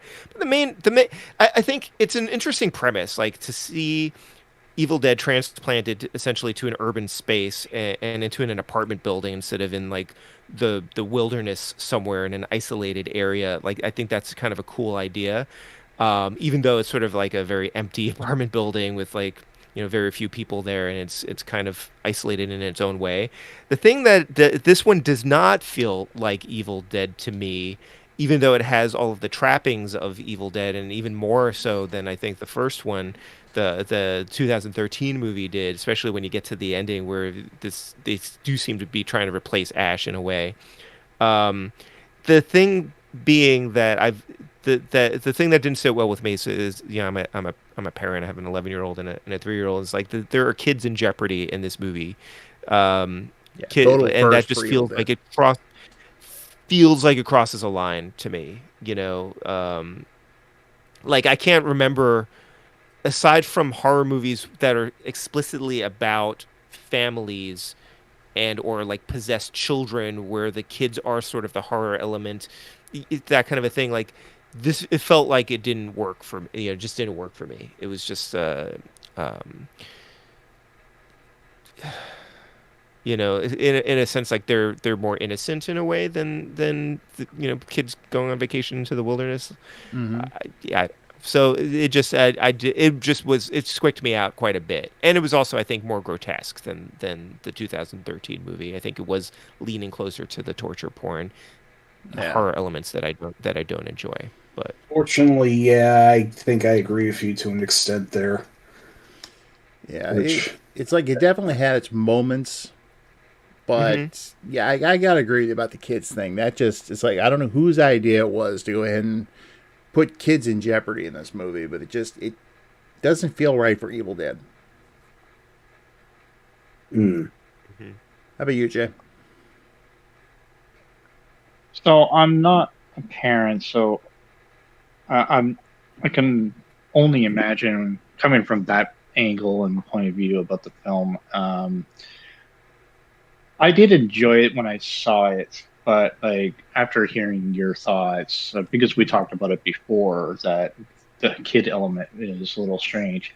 And then I rewatched it, and I'm like, you know what? That would probably hit you differently if you were a parent and things like that. And then it was never done in any other Evil Dead film before. Um, I like some ideas. I like the idea that it was set in a whole different setting because most of the films were done at the cabin, except for Army of Darkness and the series. But and I do like the performance of the mother who became the Deadite. She was effective, to say the least. Yeah, definitely. And the Marauder thing looked interesting enough, but again, like it was a melding of the family, which was spoiler alert for people. Sorry. I don't know how I feel about it after revisiting it because it's been a couple years since it came out and things like that. So I don't know. It's not as good as the 2013. I think the 2013 is definitely the superior film out of the two for sure. But I do like some elements of the film of this one. I like the idea that they were kind of explaining a little bit about 3 books instead of 1. Mm-hmm. So like this is its own universe. Then we have the 2013, and then we have Bash. I don't know how I feel about it anymore. So sorry. Well, the whole 3 books thing, that could be the 3 books that were found in the graveyard in Army of Darkness. Yeah, and I think that's what forget the director's name in this one. But I think he was Cronin, I believe. That's it. I forget what he did beforehand. He did some other horror film, and that's how he got to this one. Yeah, that makes sense. But I think he was trying to allude to the fact those books are actually, all 3 of them are real Necronomicons. It's just which one are we dealing with in this particular case? And from what I understand, this is the worst out of the 3. Yeah, it's probably the one that bit Ash. Probably. But like I said, go ahead. Oh, I was going to say that it felt. Go ahead, Jay. You go ahead. Oh, I was just going to say I don't know how I feel about it. I might try to watch it again and see where I'm at with it anymore. I did enjoy it when I saw it, but like after hearing different perspectives and things like that, I don't know. It can change your thought process when you hear from a different point of view and whatnot. So I don't know anymore about it. I did enjoy it at the time, though. Yeah, I was going to add that from a storytelling perspective, aside from the kids being, harmed in the making of this film, it felt more contrived in a way than any of the other Evil Dead. So you go to this cabin, and there's a tape recorder there with a tape in it that plays the recording. Fine, okay. You find the book, somehow you find a translation of it, you read it aloud. Fine. But then in this one, there's like an earthquake, right? And I don't know if that's just a naturally occurring thing or somehow the Deadites are awakening and whatever causing this thing to be found. But this kid goes down into the basement or the sub basement and finds these old phonographs, right? Records. He just happens to be a DJ, right? Mm-hmm. And so he has all this like record equipment in his apartment. So the one person who can actually play the records finds the records and then plays them on his speakers and unleashes all of the Deadites. Like, that seems like a bit much, unless you're saying that he was fated to like find these records. Like, I can understand that. Yeah, like how many people have? Maybe nowadays more people have record players because it's like a trendy. Trendy. I was gonna say hipster. It seems like there was more foreshadowing in this one too. So like when the youngest kid was playing with scissors. Do you have the scissors? No, Mom. She throws it under the table. That's going to come back later, right? Yeah. The scissors under the bed, or the Chekhov's gun on the mantle. So it was stuff like that you didn't see that all that much in the other films. So I can understand that. So yeah, if there's any one thing I did approve of, it was basically Bruce Campbell's cameo. Yeah, that was great. I didn't even catch up to that when I first viewed it. I didn't realize that was him. And the director even said that it was his intention that the voice you heard on the record was a time displaced Ash. Yeah, that's crazy. But it makes sense. He's been through a lot of shit. Of course, things just won't go right for him ever. Nope. So Captain can't catch a break, so to speak. So what I'll say about this is that they at least tried something new. It was in a cabin setting. That's true. Yeah. I'll give them points for that, if nothing else. Yeah. Let's kill kids this time. We haven't done that before. No, that was bad. I was trying to allude to that. I'm just saying they were a different idea. No, I know what you mean. I know what you mean. Eugene, would you like to talk about it? I'm snarky. No worries. Don't mince words, Bones. Tell us what you really think.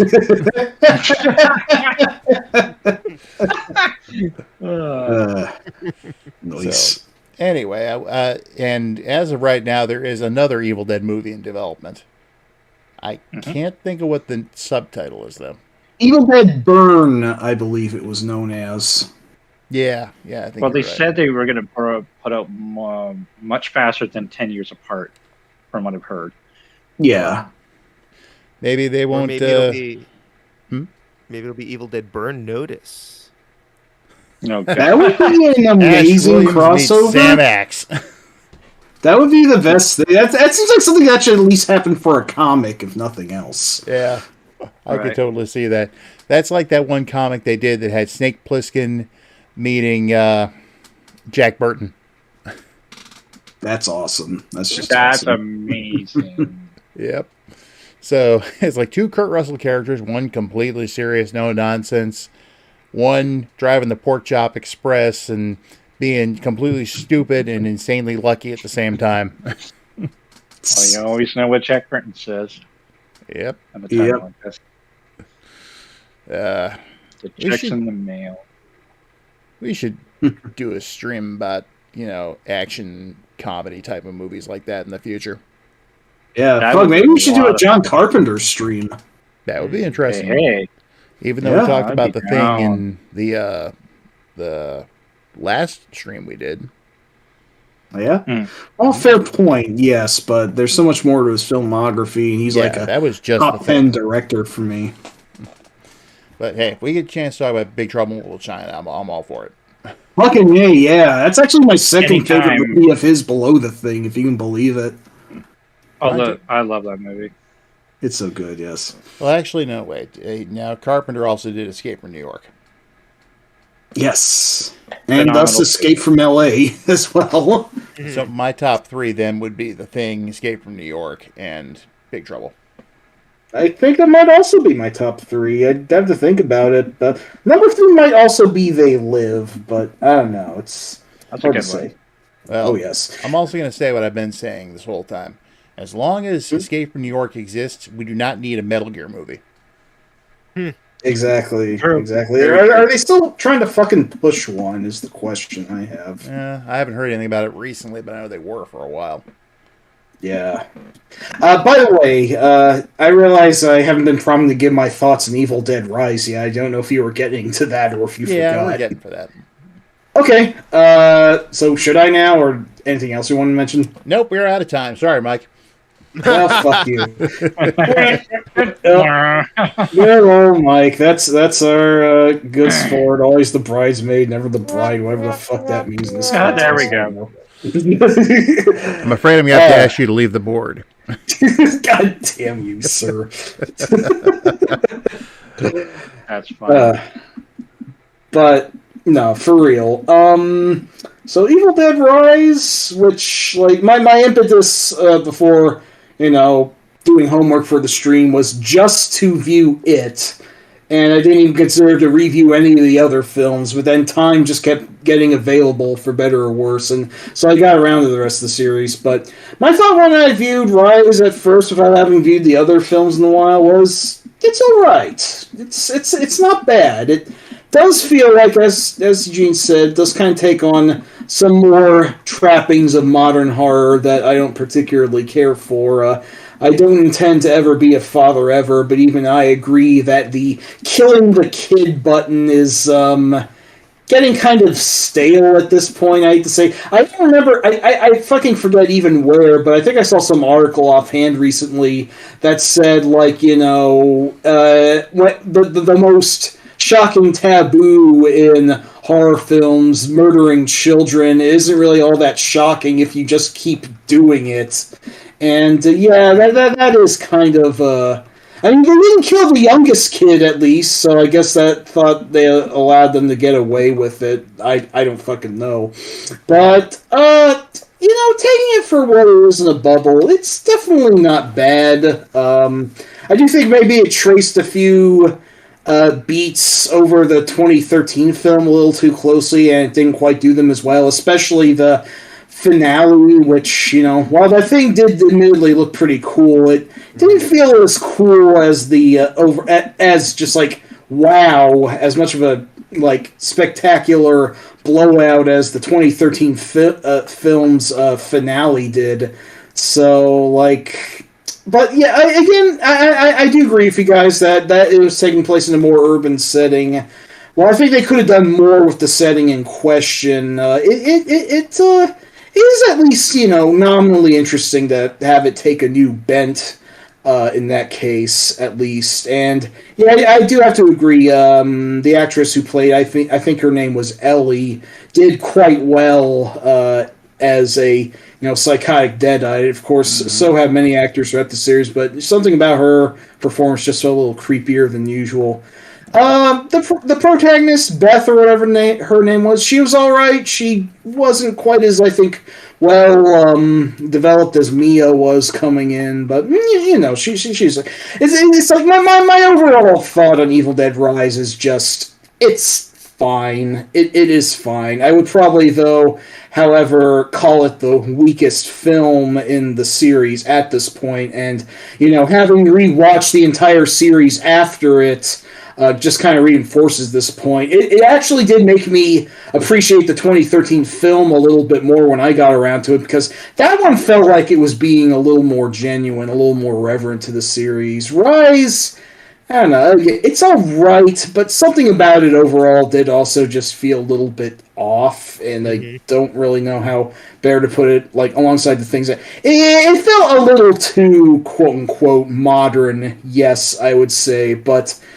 it's okay, but whatever this Evil Dead burn is that's coming, I do hope it has some more punch in it, that it does feel like it takes better after the classic series without, feeling as, what's the word?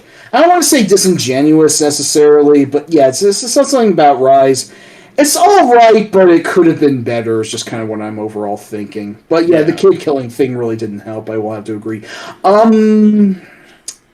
one more thing I did want to mention. Oh yes. I will say that Rob and I, and I think apparently you guys, maybe even maybe not Eugene. I'm not sure, but.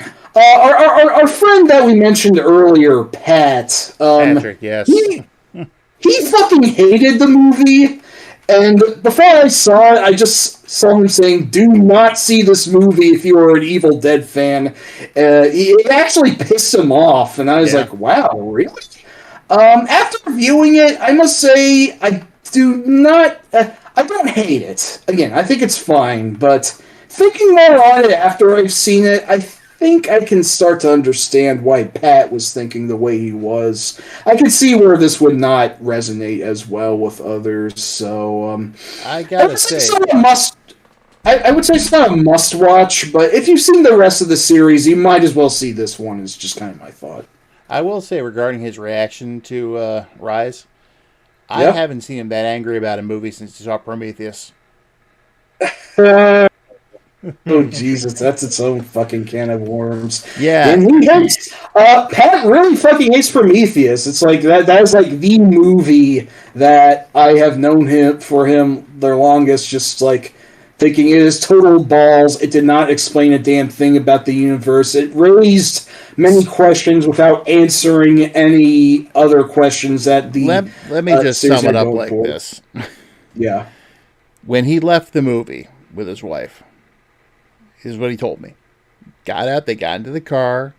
Before he started up, he sat there for a few moments, and finally he was like, that movie didn't explain a goddamn thing!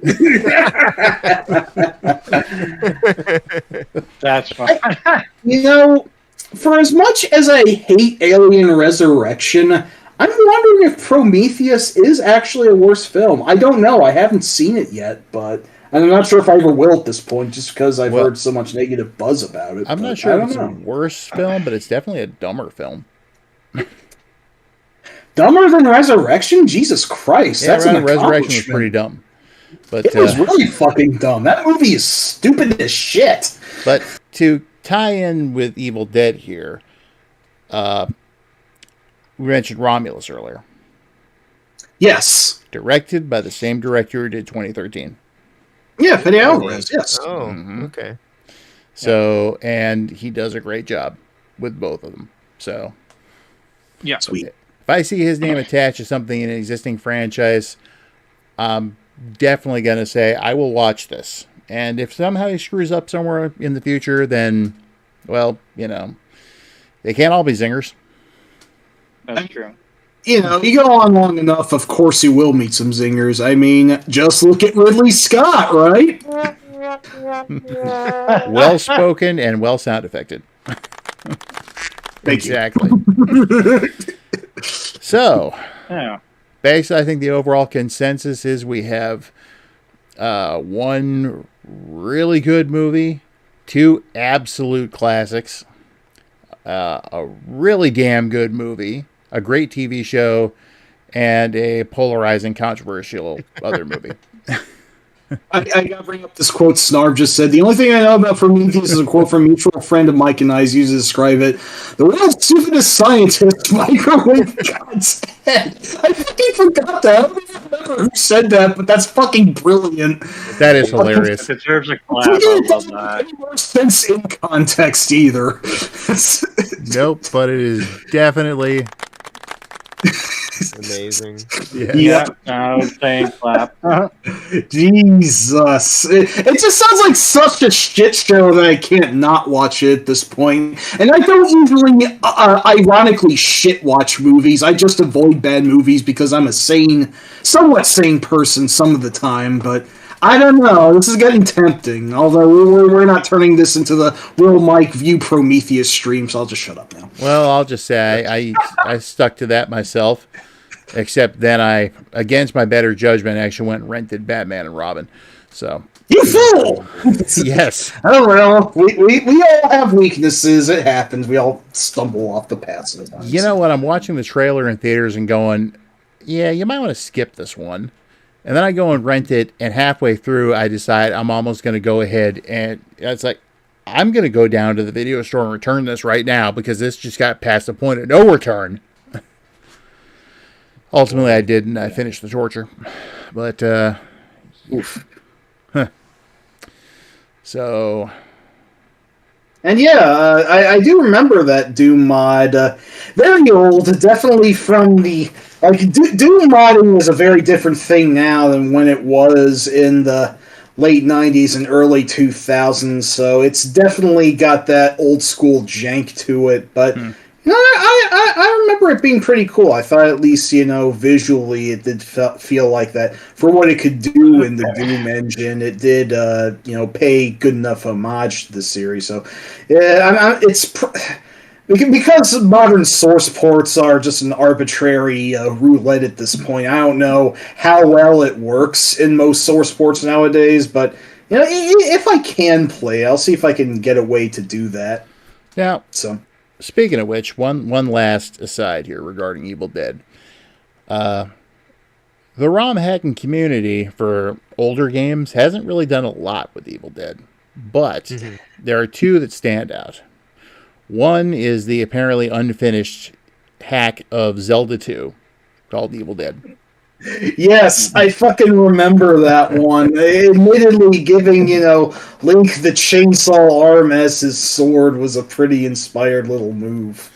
And another one, which is finished, and I find it to be extremely appropriate, is a hack of Splatterhouse Wanpaku graffiti called Evil Dead Ash Lives.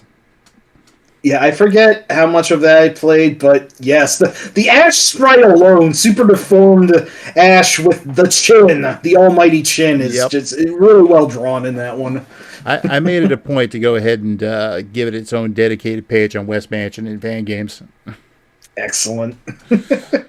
So, and Wanpaku graffiti is fun anyway, so now it's fun with Ash. Yeah. It's a winning combo. Can't go wrong with that. Exactly. Considering how much Splatterhouse was inspired by Evil Dead. I mean, it's full circle at that point, really. Mm-hmm. I mean, we know the team took all sorts of influences from different horror franchises, but Evil Dead is a name that keeps popping up, along with Friday the 13th. Mm-hmm. So, and I think the reason for that one is pretty blatantly obvious. Yep. Because you're literally playing as Jason Voorhees in those games. Yep. People still say that to this day. Something Captain Mozzarella. Don't even go there. Just okay. Don't. I'll shut up forever. Mm-hmm. That aside, well, it has been a fun stream. Very. Yes. We finally did it. We finally pulled it off. Fuck you, Deadites. Who won for once? For now, maybe. So don't jinx the Deadites now. Well, oh Jesus. Let's get on to the usual business of what's happening next. Well, we currently have a stream planned for next Saturday. This may be one of the most interesting streams we've ever done. It's going to feature a returning guest from one of our earliest few roundtables. He's been mentioned a few times in the streams before. That would be Sam. Yeah, our bud Scion. It is... I don't really want to go into too much about it because we're still basically deciding how it's going to play out.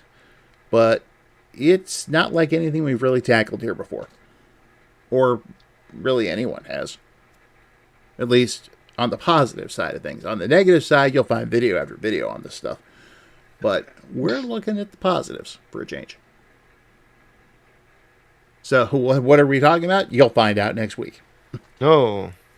Stay tuned until next week. Same bat time, same bat channel. Some days just can't get rid of a bomb. I was just thinking leader. That was one of the better season 9 episodes, I will say. And how come Batman doesn't dance anymore? Remember the Bat Tootsie? Back away slowly, kids. Don't make eye contact. And of course, my books are still available for sale. Don't expect that to change.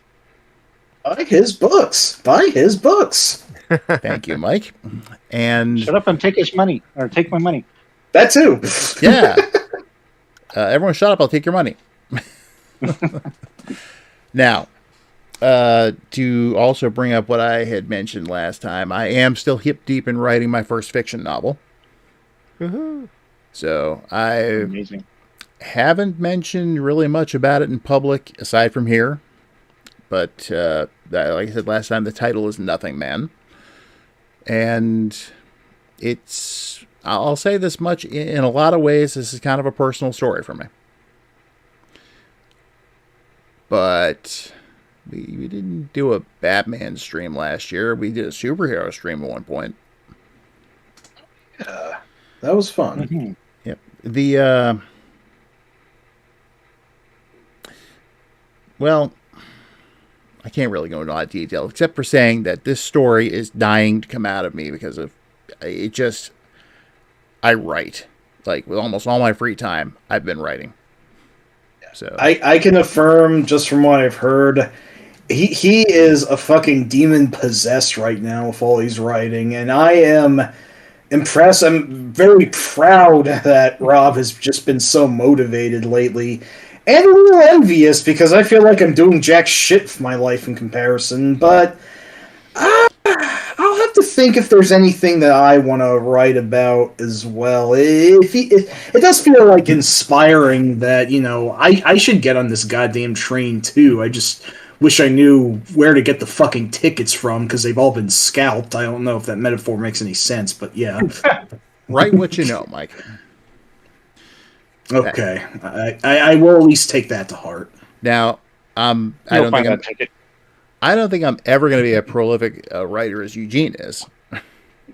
Me neither. Because it seems like every time I turn around, you're releasing another book. I wouldn't really recommend it. You don't get much sleep. Yeah, I can understand that. So I'm halfway there. I'm still managing to average at least 6 hours a night. So that is more than I'm getting. And for me doing jack shit, that's bad. Yeah, that sucks. Yeah, I might have some actual insomnia problems. I don't know. But if I at least get this book out there and, it actually turns out half as well as I imagine it could be, then I'll chalk it up as a win. Nice. I'm hoping it turns out better than I think it's going to be, obviously, because, this is... I hope it goes well. This is like one of the first things I've actually, story-wise, created myself. Yeah. I mean, there's still that long-form fiction serial that I'm kind of still working on with Sam, but nothing's been done on that for at least a year now. And I may have come up with the concept, but to put it in a Star Trek analogy, I was the Gene Roddenberry to this series, and Sam was the Gene Kuhn. So if you know anything about Star Trek history, then you understand the reference. So very much a collaborative effort. This is basically 100% me with some input from Betty. There are characters I need to get in their heads. I do not have the frame of reference that I need. It can only be provided by a woman. So, with that little bit of a teaser there, I think we're going to go ahead and sign off for the night. All right. So, once again, I would like to go ahead and give out one more special thanks to tonight's sponsor, S-Mart. Shop Smart. Shop S-Mart. You got that? All right, guys. So, it's been fun, and we will hopefully catch you all next week. Yeah. Yep. Thanks to everyone who hung out with us and commented, joining in the discussion. And thank you guys for having us again. Oh, yeah. Thank you for having us, as always. Yep. And thank you for everybody as well. All right. Always great to have everyone here. It's fun doing this for as long as we've been doing this. And, you're all awesome. So instead of signing off with my usual have a fun, I'm just going to say this. Hail to the king, baby. All right.